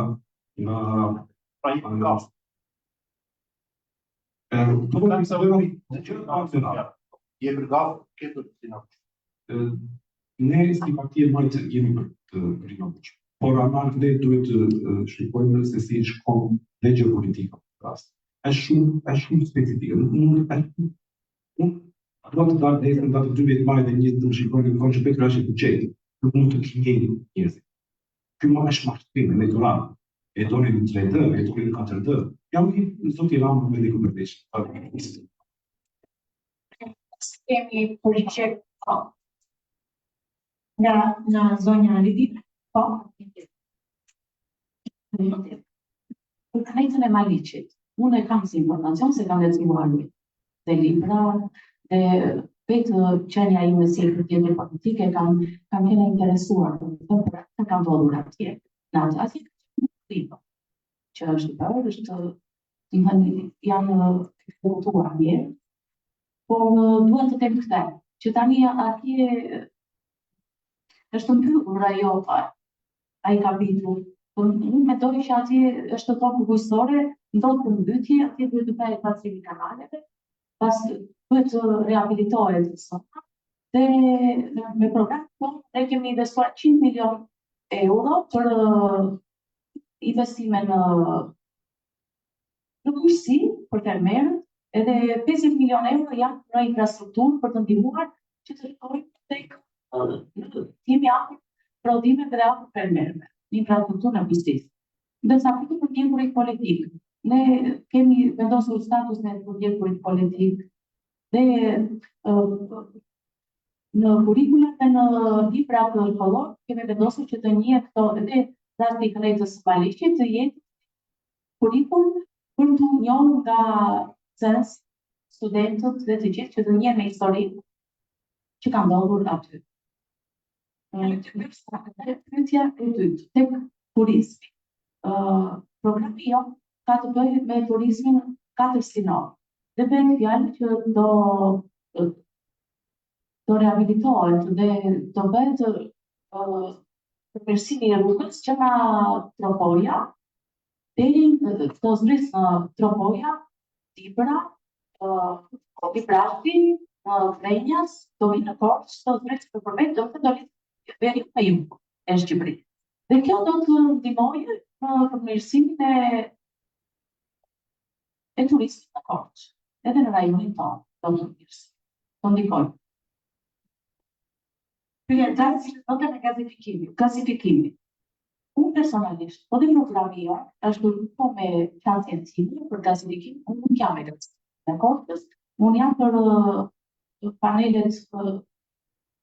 panelet jellore, që tani janë për në Korça si rezultat të mbrojtjes globale ka ditë të shumta me diell, dhe gasifikimi është një projekt që rrit gazin në serë dhe rrit gazin karbonik në atmosferë. Për ndotjen e mjedisit, dhe nuk janë dakord. Përveç asaj, në infrastrukturë gasifikimi do fillojë të bëhet të çajë të gjitha rrugët, do të bëhet mbledh infrastruktura gjë që do rrotojë në kostot e qytetarëve. E treta është që ne nuk kemi shtet për të mbajtur dhe të them për teknikalitetin, si atë veni e duhet është tek. Edhe e katra është që ne do jemi të varur nga gazi. Kemi pse të jemi të varur nga gazi, dhe ja prezantuar nga projekte, nga Versi, ka vënë nga Europiane për shëndet, për panelet jellore, që bëjnë mbrojtjen që realizojnë mbrojtjen e Faleminderit. Tjetër, do të pyetje nga përshtypësisht Teo.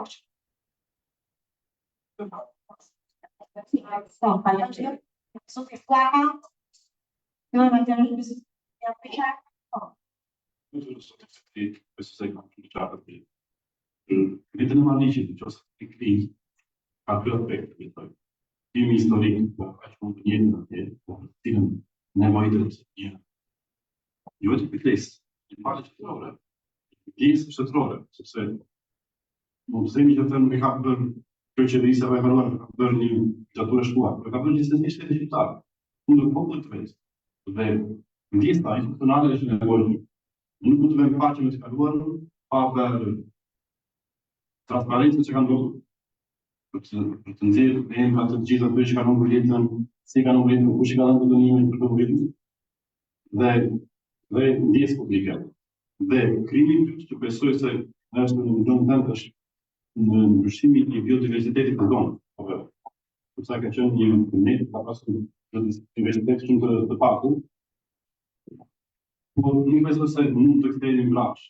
Dhe nevoja e sotme është zhvillim ekonomik dhe toka e Maliqit, ose të jenë një tokë usore me një potencial të lartë, në një lartë popullosis. Përsa këtë turizmit dhe zhvillimit të tij, nuk kam ekspert në fushës. Sigurisht do merr një ekspert të tillë ose të përfshirë për të folur më shumë për të, por është nevojshme zhvillimi i infrastrukturës për të patur një turizëm. Lidhja aeroportet të tjera me elektrifikueshëm, transporti publik me efficient, jo vetëm interurban, por dhe respektetas me zona të tilla turistike dhe opina turistike që tjetë sigurisht rajonale. Ne nuk kemi si qytet një kapacitet të tillë për të patur një turizëm që të jetë i shndrueshëm dhe që të jetë shtylla ekonomike e qytetit. Për të rritur ofertën turistike ne do të jemi sigurisht bashkëpunues me të gjithë rajonet. Madje pse jo edhe me vendet fqinj. Kemi faktin që kemi 2 vende fqinj, që ata kanë turizëm të zhvilluar dhe do të fitojmë në marrëdhënie të gjitha ata. Që të gjojmë në qartë. Për sa i përket gazifikohet, besoj se të dy bashkë i gjejmë me Këshillin Bashkiak dhe kemi çuar një listë përpara për të zhvilluar panele fotovoltaike në institucionet sektorore dhe në shkollat, sepse kanë dhe një vlerë edukative dhe për të nxitur dorimin e energjisë të rinovueshme.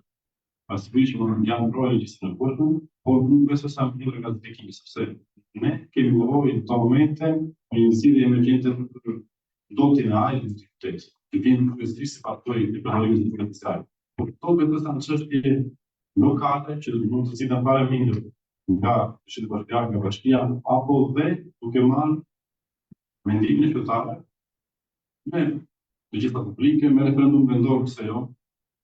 Sa në çështje që janë për ndikimin e kohës, jo në arkun e një mandati të një kryetari bashkie.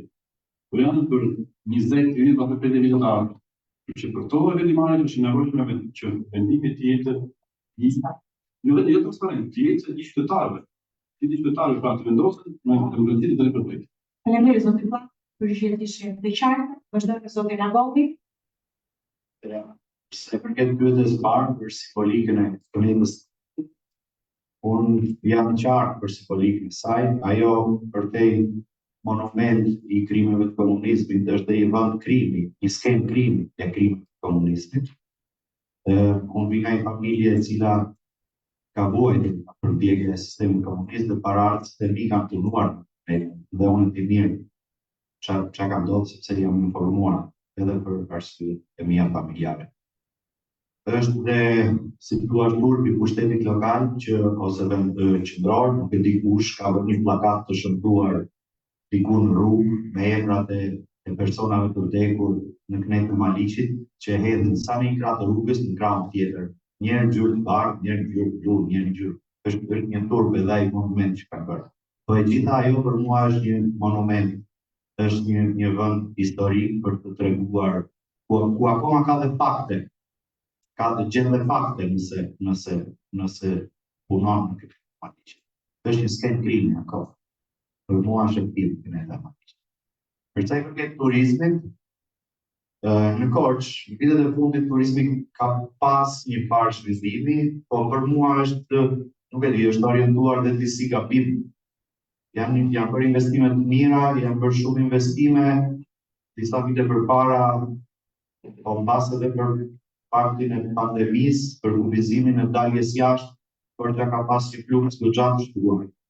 Po për fat keq tani shoh që ka ngjelur vetëm në turizmin e vogël të fundjavës, atë në turizmin mjeditor. Për mua Korça, në rajoni Korçës është bujqësia ka një peshë të madhe edhe besoj që përveç pjesës kulturore, historike, turizmi duhet integrohet dhe duhet kthehet edhe në një formë agroturizmi. Ne kemi tradita të mira në kulinari, kemi produkte të mira bujqësore, edhe besoj që për të pasur një zhvillim përtej këtij që ka, sepse nuk po e mohoj që turizmi në Korçë ka pas një farë zhvillimi, duhet të integrohet në disa elemente të tjerë që është agroturizmi e tjera.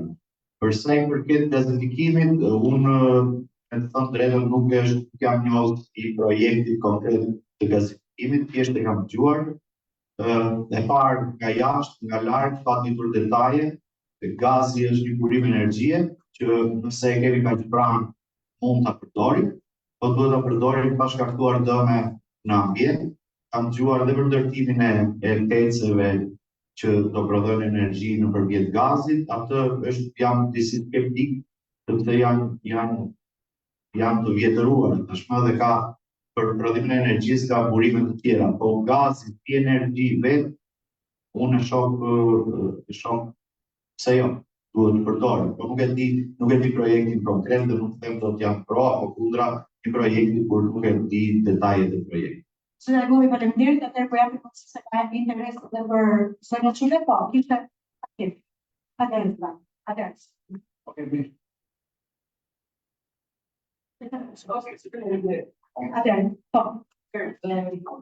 Po doja të gjëja me nga secili me i me pika që nga vojat me aftësinë tuaj për të artikuluar se kuptuam të gjithë, çfarë do të bëni për informalitet?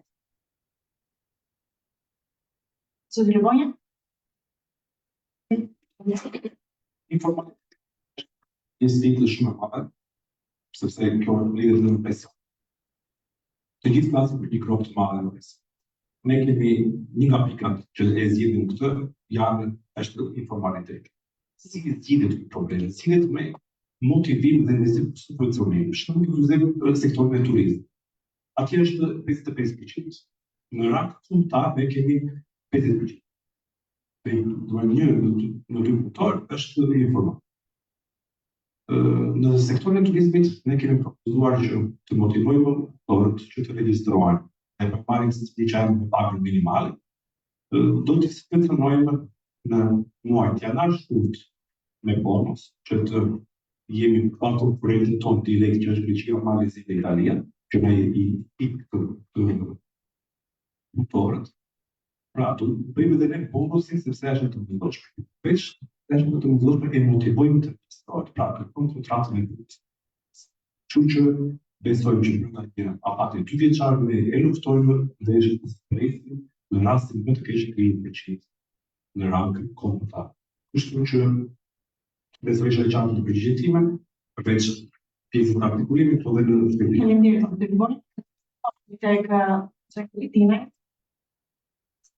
Ne informalitetin kemi të vendosjen e të gjitha bizneset e Evropës, kemi të gjitha bizneset kemi vendosur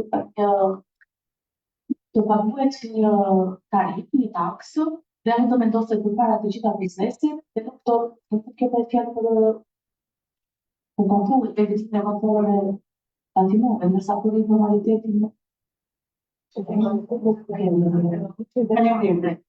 Faleminderit, e kalojmë përpara profesorit Plaha. Që si të disa pika të programit tonë, një për tyre është ne nuk parashtrojmë taktik të typishtë për dy punësimin, dhe kjo besoj se është një nga arsyet se ka informalitet në deklarimin e ekonomikëve. E dyta është reimbursimi të veçantë. Një nga pika programore është reimbursimi të veçantë. Shtojnë të do të drejtën të bëj deklarimin e shpenzimeve dhe tavëve, në përmjet kupona patrimon që ai mbledh nga bizneset dhe ka reimbursimit të veçantë për bakë produkteve. Për produkte të fortë, reimbursimit të veçantë do jetë më i lartë, për produkte me luksit do jetë më mund të ketë reimbursimet do jetë më i vogël. Sepse është një formë që të ulçi kuantitetin të detyrosh qytetarin të kërkojë kupon patrimon të mos patri të market. Po nga ana tjetër mendoj që funksionimi i shtetit pa korrupsion dhe unë informalitetin. Kjo është nga aplikat besoj. Faleminderit. Zotëria Govi. Përsa i përket informalitetit, taksa e sheshtë që ne propozojmë është qëllimi kryesor. Përveç qëllimit që ka për të lehtësuar barën fiskale ndaj bizneseve, qëllimi kryesor është formalizimi i ekonomisë.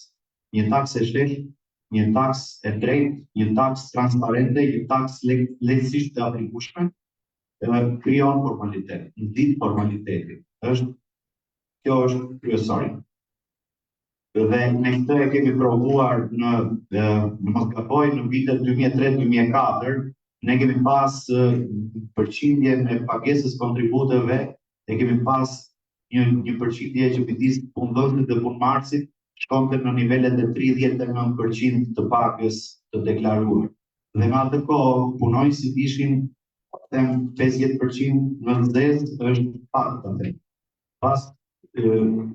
Pas qeverisë të re në 2005, kjo barë u ul nga diku të 38% shkoi në atë që kemi sot, që shkon punëdhënës dhe punëmarrës 28.4, sa shkoi 7.4. U pati formalizimin më të madh në 30 vjet të punonjësve. Po të shifni statistikat, në vitin 2005-2006 punësimi ka arritur, jo se ishin të rinj të punësuar, ishin thjesht të formalizuar, duke qenë se u ul bara ndaj bizneseve, ata e panë në mundës të paguajnë ato kontribute, sa të paguajnë ato rishpetit ndaj drejtori korruptuar që unë insistoj dhe të them. Dhe kjo është taksa e shesh 8% e formalizohen dhe zgjeron bazën. Një pyetje që më ka nëse ju do të zgjidhni dokumentet Shqipërisë, cila është problematika më e urgjente e qytetarëve të qafut të Korçës që ju adresoni?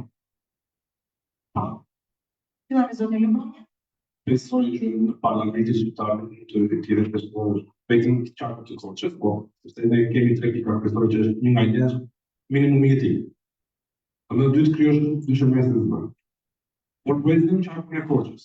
Në qoftë se unë zgjidhesh me një vend në parlamentin shqiptar, do luftonja vetëm me vetët për certifikimin e jetës, subvencionimit të permendeve dhe elite të tyre. Pra, unë shikoj atje ai do jetë zhvillimi, po mos hapet fatit, mirë, të punësuar, nuk mund të marrë frymë qytetin, ose çdo qytet. Faleminderit zoti Konja, zoti Hanitina. I mësoj taksit përmirësimin e skemës për krahje sociale. Duke përparë që qyteti i Korçës edhe të gjithë, në të gjithë skema e krahje sociale ligji duhet të mësuar të që ka shumë problematika dhe shumë handikape që pengojnë që qytetarët të marrin atë që është minimumi të minimumit. Të marrin shumë pak. Dhe në programin tonë është të këmbështimit për krahje sociale, por gjithsesi theksoj që ai ligj duhet përmirësuar. Dhe pastaj pensione, asistente pension dhe të gjitha ata janë këto duhet të përmirësuar të gjitha.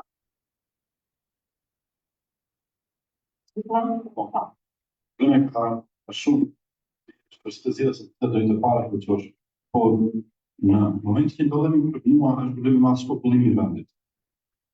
Sepse ka mundësi të mund të zhvillosh ekonominë, të thosh atë bujësinë dhe nuk ka zhvillim i vendit.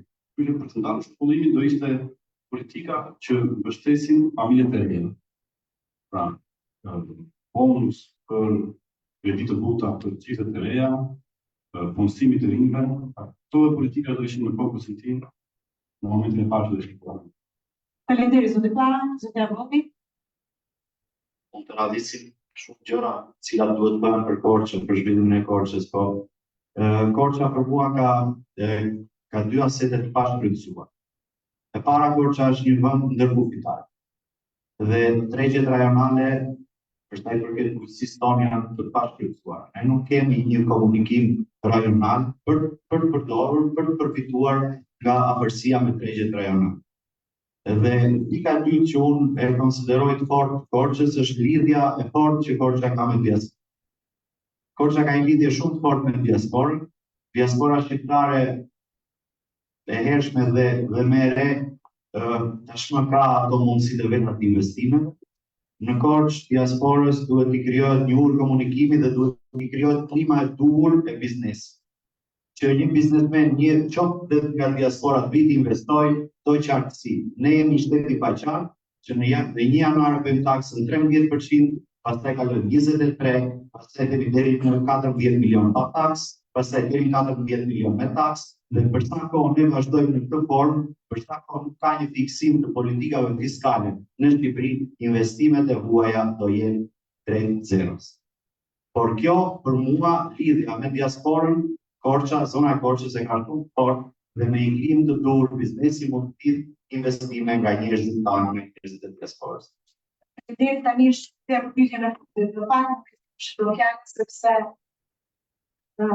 me që zonë ka të familjë, në shpëderpe, se kësha përgatitur të dita bëti, për bënë shumë gjatë, në në shumë, si më pak të në kështë e ka për shumë, për dhe të tashe, ka dujnë ka në, u bëja në shumë duke dhe rëndësishme të bankën e kohë për dhe shumë në përgatit.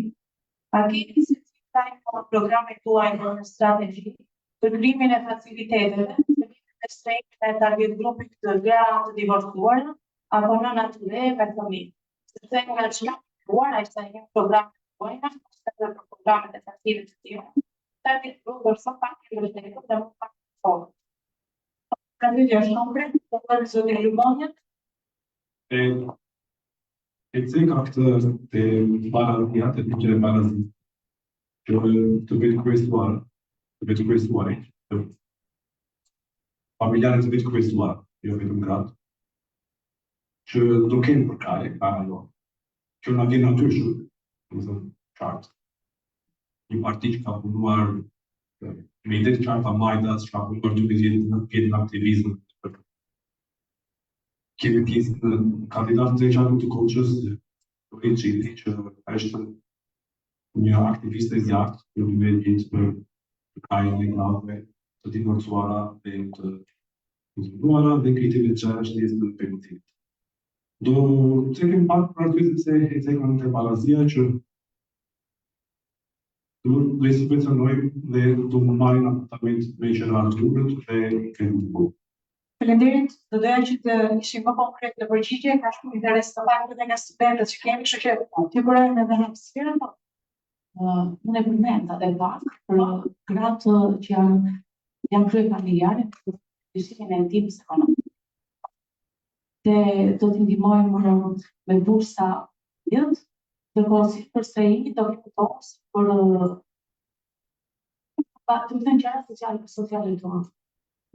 Me kohë të paguar. Të problemet tekstuar ekonomike, që janë njëkohësisht edhe e kishin një problem të madhe edhe më parë për gratë që janë viktima të dhunës preventive të gjyqësore. Pra ato do të paguhet qiraja nga programi jonë është paguar të shtetit. Faleminderit zoti Pra.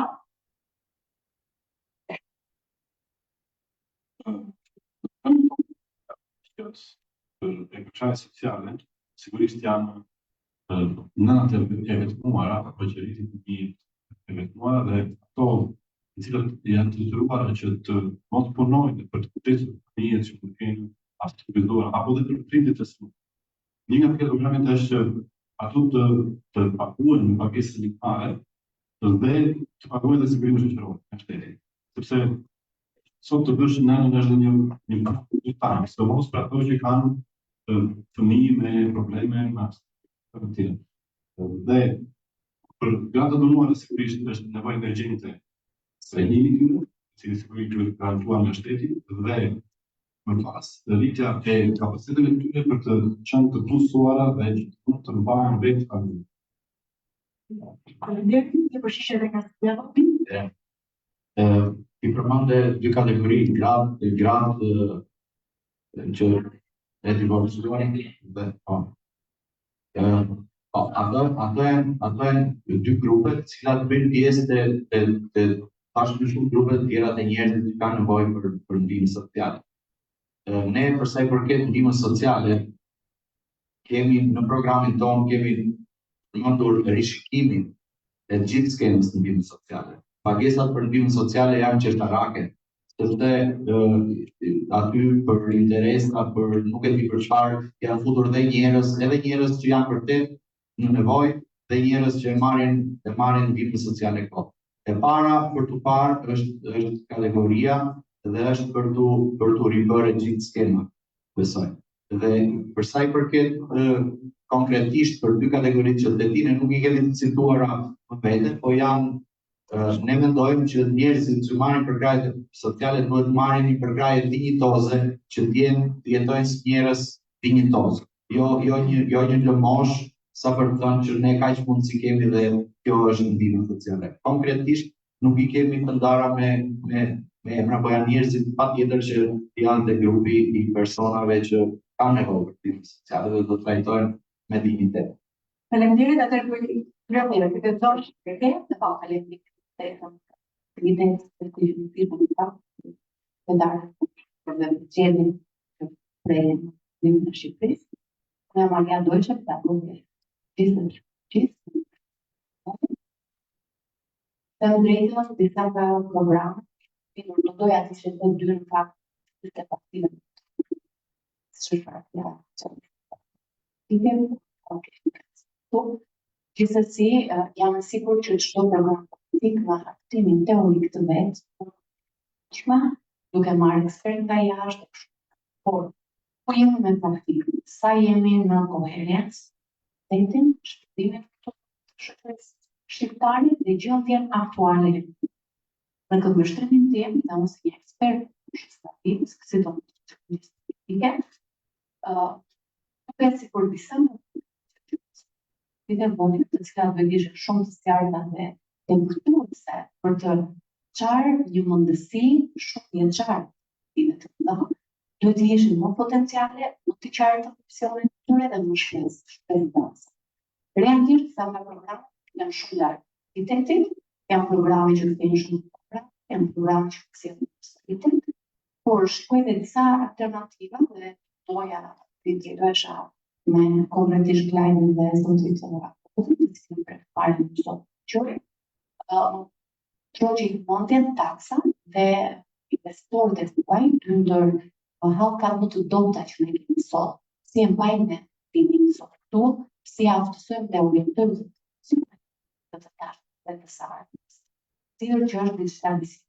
E kemi një vetë, por jo vetë, po të në prakte, po vetë, ne kemi masivisht një emigracion të kërë. Kjo vetëm Shqipëri, si nga jo. Si e frenojmë të gjë, sektorin private kemi taksat dhe investitorët e potencialit sa i shfrytëzojmë ne potencialin tonë të resurseve të shme. Këtu do thoja, te programet tuaja, se qëra që jemi pranë mundësit, nëse realitetit sot, sa klasuar me parti që kemi përbalës, që referohen programet Parti Socialiste dhe Demokratike, në partimin e tyre kanë disa opsione. Ju vetë, sa në ndonjë që ne mund të shfrytëzojmë potencialin e resurseve natyrore, mund të tonë për të rikthyer të rit dhe për të rritur shpesën e emergjencës, shtetit të emergjencës sociale. Pyetjet e keni për të katër kandidatët? Por katër. Atëherë fillojmë me zotin Lubonian.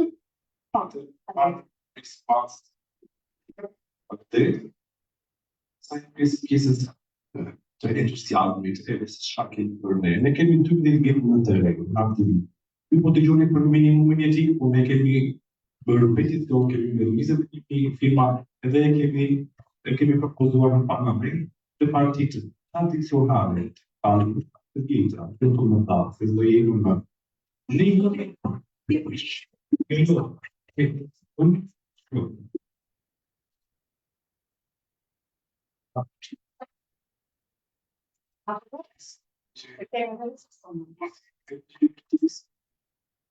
Të shkojmë të debatin të kërë me përqishën e pyetjes, a dhe?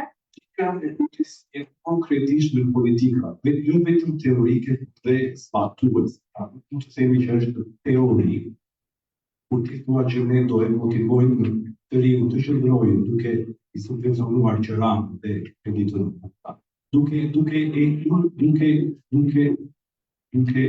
e industrializuar Shqipërinë dhe modernizuar. Ishte duke komunizmit, po i kthejmë në modernizimit dhe atë që bëjmë në detëshim. Pra ne po e modernizojmë të sektor, po i japim certifikatën në politik dhe po e ngrejmë të industrit, bëjmë dhe industria përkuese dhe të finë të tuam të punojnë, jo vetë të qëndrojnë në Shqipëri. Që këto por këto politika konkrete të ndryshme, si pat edhe institucioneve të tjera, janë të realizueshme, dhe nuk ka vetëm një teori pse e kemi prej. Ne kemi fondin Sombrava, apo bankë zhvillimore, që është modeli norvegjez, atë janë të realizueshme. E aplikon komuniteti politik. Është real. Fondi zhvillimor.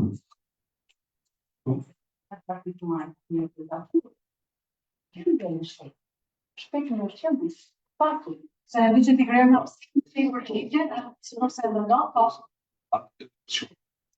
Fondi sovran pikërisht për të ngritur nivelin, pikërisht për të thithur investime.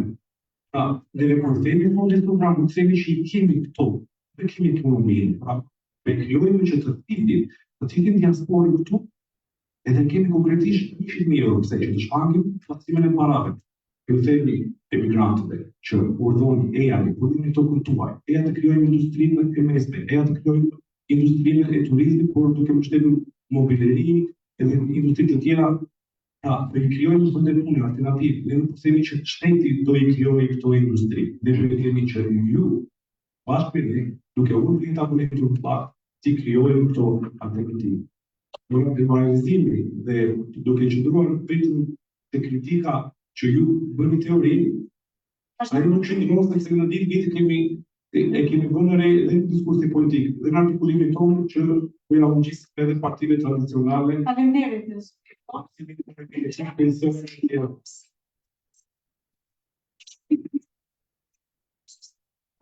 Ne shërbim kthimin e këtij. Ne sa i përket universitetit që vazhdon, ne kemi thithur me programin tonë kemi të paguar valës për të gjithë studentët e dalë nga universiteti për të përgatitur për tregun e punës. Një kohësisht kemi një fond të përcaktuar, limit për të gjithë ata specialistë që janë të punësuar në Shtetet e Bashkuara të Amerikës dhe në Evropë, që të kontribuojnë për vetë, ne kemi përgatitur një fond për të paguar për një vit me pagën që ekzistuese që kanë në vendin ku ata kontribuojnë. Ne pra të punojmë që të të korupcion, të anulojmë ato projektet që jeni buxhetin tonë, janë ato projektet abusive që ato kontrata që janë lidhur me të gjitha ato janë lidhur.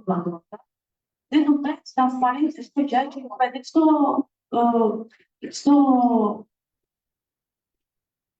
tender, do të proceset e tenderimit, të gjitha ato jenë online dhe të shikueshme nga qytetarët, aksesueshme nga qytetarët, të gjitha që ta bëjnë transparente. Faleminderit. Janë mundësi për përgjigje zotit Baha?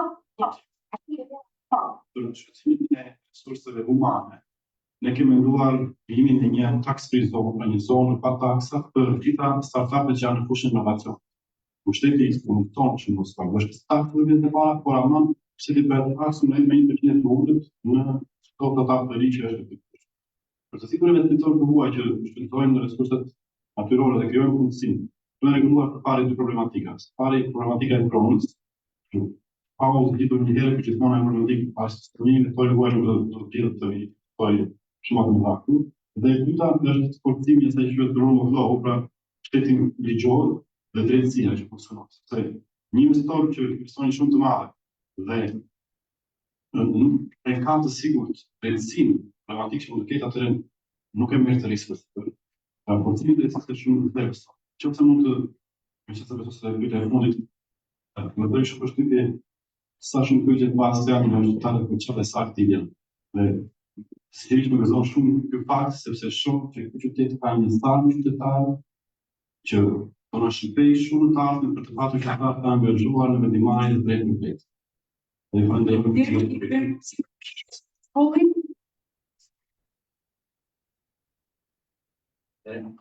Unë e citova edhe në fillim të pika kryesore të programit tonë që punësimit të rinjve ne nuk e shohim duke bërë pjesë të administratës, duke shtuar vende punë në administratë të tjera.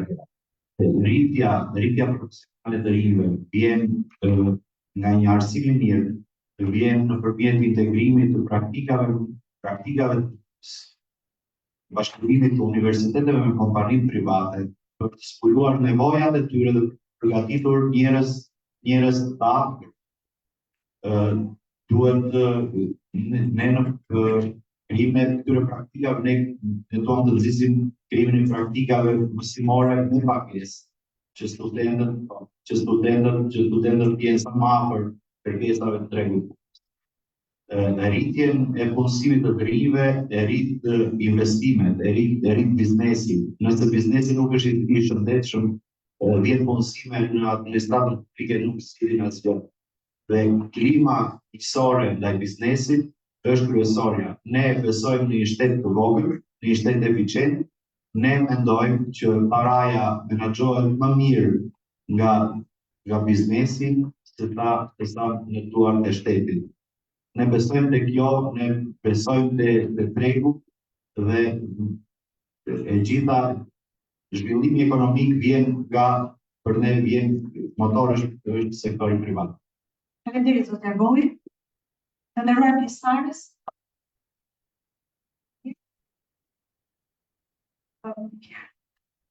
Besoj duhet ta mbyllim tani se edhe minutat janë fluturuar, ju i falenderoj të katër kandidatëve. Për deputetë që arku të koqë, të cilët dalën e prioritetet, angazhimet e të ardhmen e këtij komuniteti. Pyetjet e qytetarëve lidhen me çështjet e besore, çështjet sociale dhe ekonomike, arsimi, barazinë e përshtypje, mjedisi, barazia gjinore, transparenca, duke reflektuar kështu shqetësimin reale të njerëzve. Sot ne patëm mundësinë të gjejmë nga kandidatët për deputet të qarkut të Konçës, të cilët dalën e këto prioritete, visionin e tyre për të ardhmen e komunitetit tonë. Pyetjet e drejtuara nga organizatorët u ndërtuan mbi çështje kyçe që prekin jetën e përditshme të qytetarëve, si punësimi të rinjve, cilësia e arsimit, shërbime publike, integrimi evropian, barazia gjinore, përfshirja e qytetarëve dhe transparenca. Gjithashtu, edhe pyetjet e qytetarëve prekin çështje thelbësore, ishin programet, interesi për programet elektorale të subjekteve politike, të cilët ishin prezent të forum. Konkretisht ishin edhe pyetje interesante për përvejtën e Malishit, identifikimin, deteriorimit informaliteti, problemet se si do trajtohen të grave të divorcuara, të grave të vetmuara që janë dhe familjare. Pra, çështje vërtet shumë interesante dhe i falenderoj fuqin ata që drejtuan pyetjen, ndërkohë që për gjithë ata që nuk patën mundësi shkak të kohës, unë do t'i ftoja edhe kandidatët të mos ftohen kaq shpejt, vazhdojmë të qëndrojmë edhe forumi, pse jo për të bërë një bisedë të lirë për të kthyer dhe përgjigje pyetjeve të tjera që ata mund të kenë në kokteilin që ne kemi përgatitur, do jetë një mundësi shumë e mirë të njohur ata nga afër, edhe pse jo pyetje përgjigje askush të mos skelet kështu të popullit. Megjithatë, diskutimi sot në pasqyrë qartë të cilësinë e këtyre temave për komunitetin dhe nevojën për përfaqësim të përgjegjshëm dhe të angazhuar. Ky forum ne mendojmë se ja arriti qëllimin, krijoi një hapësirë të hapur për dialog, ku qytetarët dhe kandidatët u përballen në mënyrë konstruktive në frymën e demokracisë dhe llogaridhënies. Unë dua të falenderoj të gjithë kandidatët që ishin pjesëmarrës për gatishmërinë e tyre, për seriozitetin e treguar, qytetarët për pjesëmarrjen aktive, organizatat e shoqërisë civile për mbështetjen dhe energjinë që sollën në çdo hap. Pas përfundimit të forumit, organizata kryej në zhvillim kohë shpërndar një deklaratë për shtypje të informuar më gjerësisht publikun dhe aktorët institucional pjesëmarrës e këtij forumi. Në fund, një falënderim i veçantë i shkon rritit përballë ofertave politike, i mbështetur nga Olof Palme International Center dhe qeveria suedeze, që po bën të mundur zhvillimin e këtyre forumeve në 8 qarqe të Shqipërisë. Faleminderit edhe një herë të gjithëve për pjesëmarrjen, për pranimin, për kontributin. Deri në takimin tonë të radhës, bashkë për një demokraci më të fortë.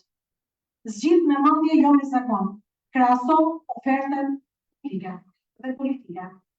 Zgjedhjet janë në 11 maj, voto me dije, jo me dyshim. Faleminderit.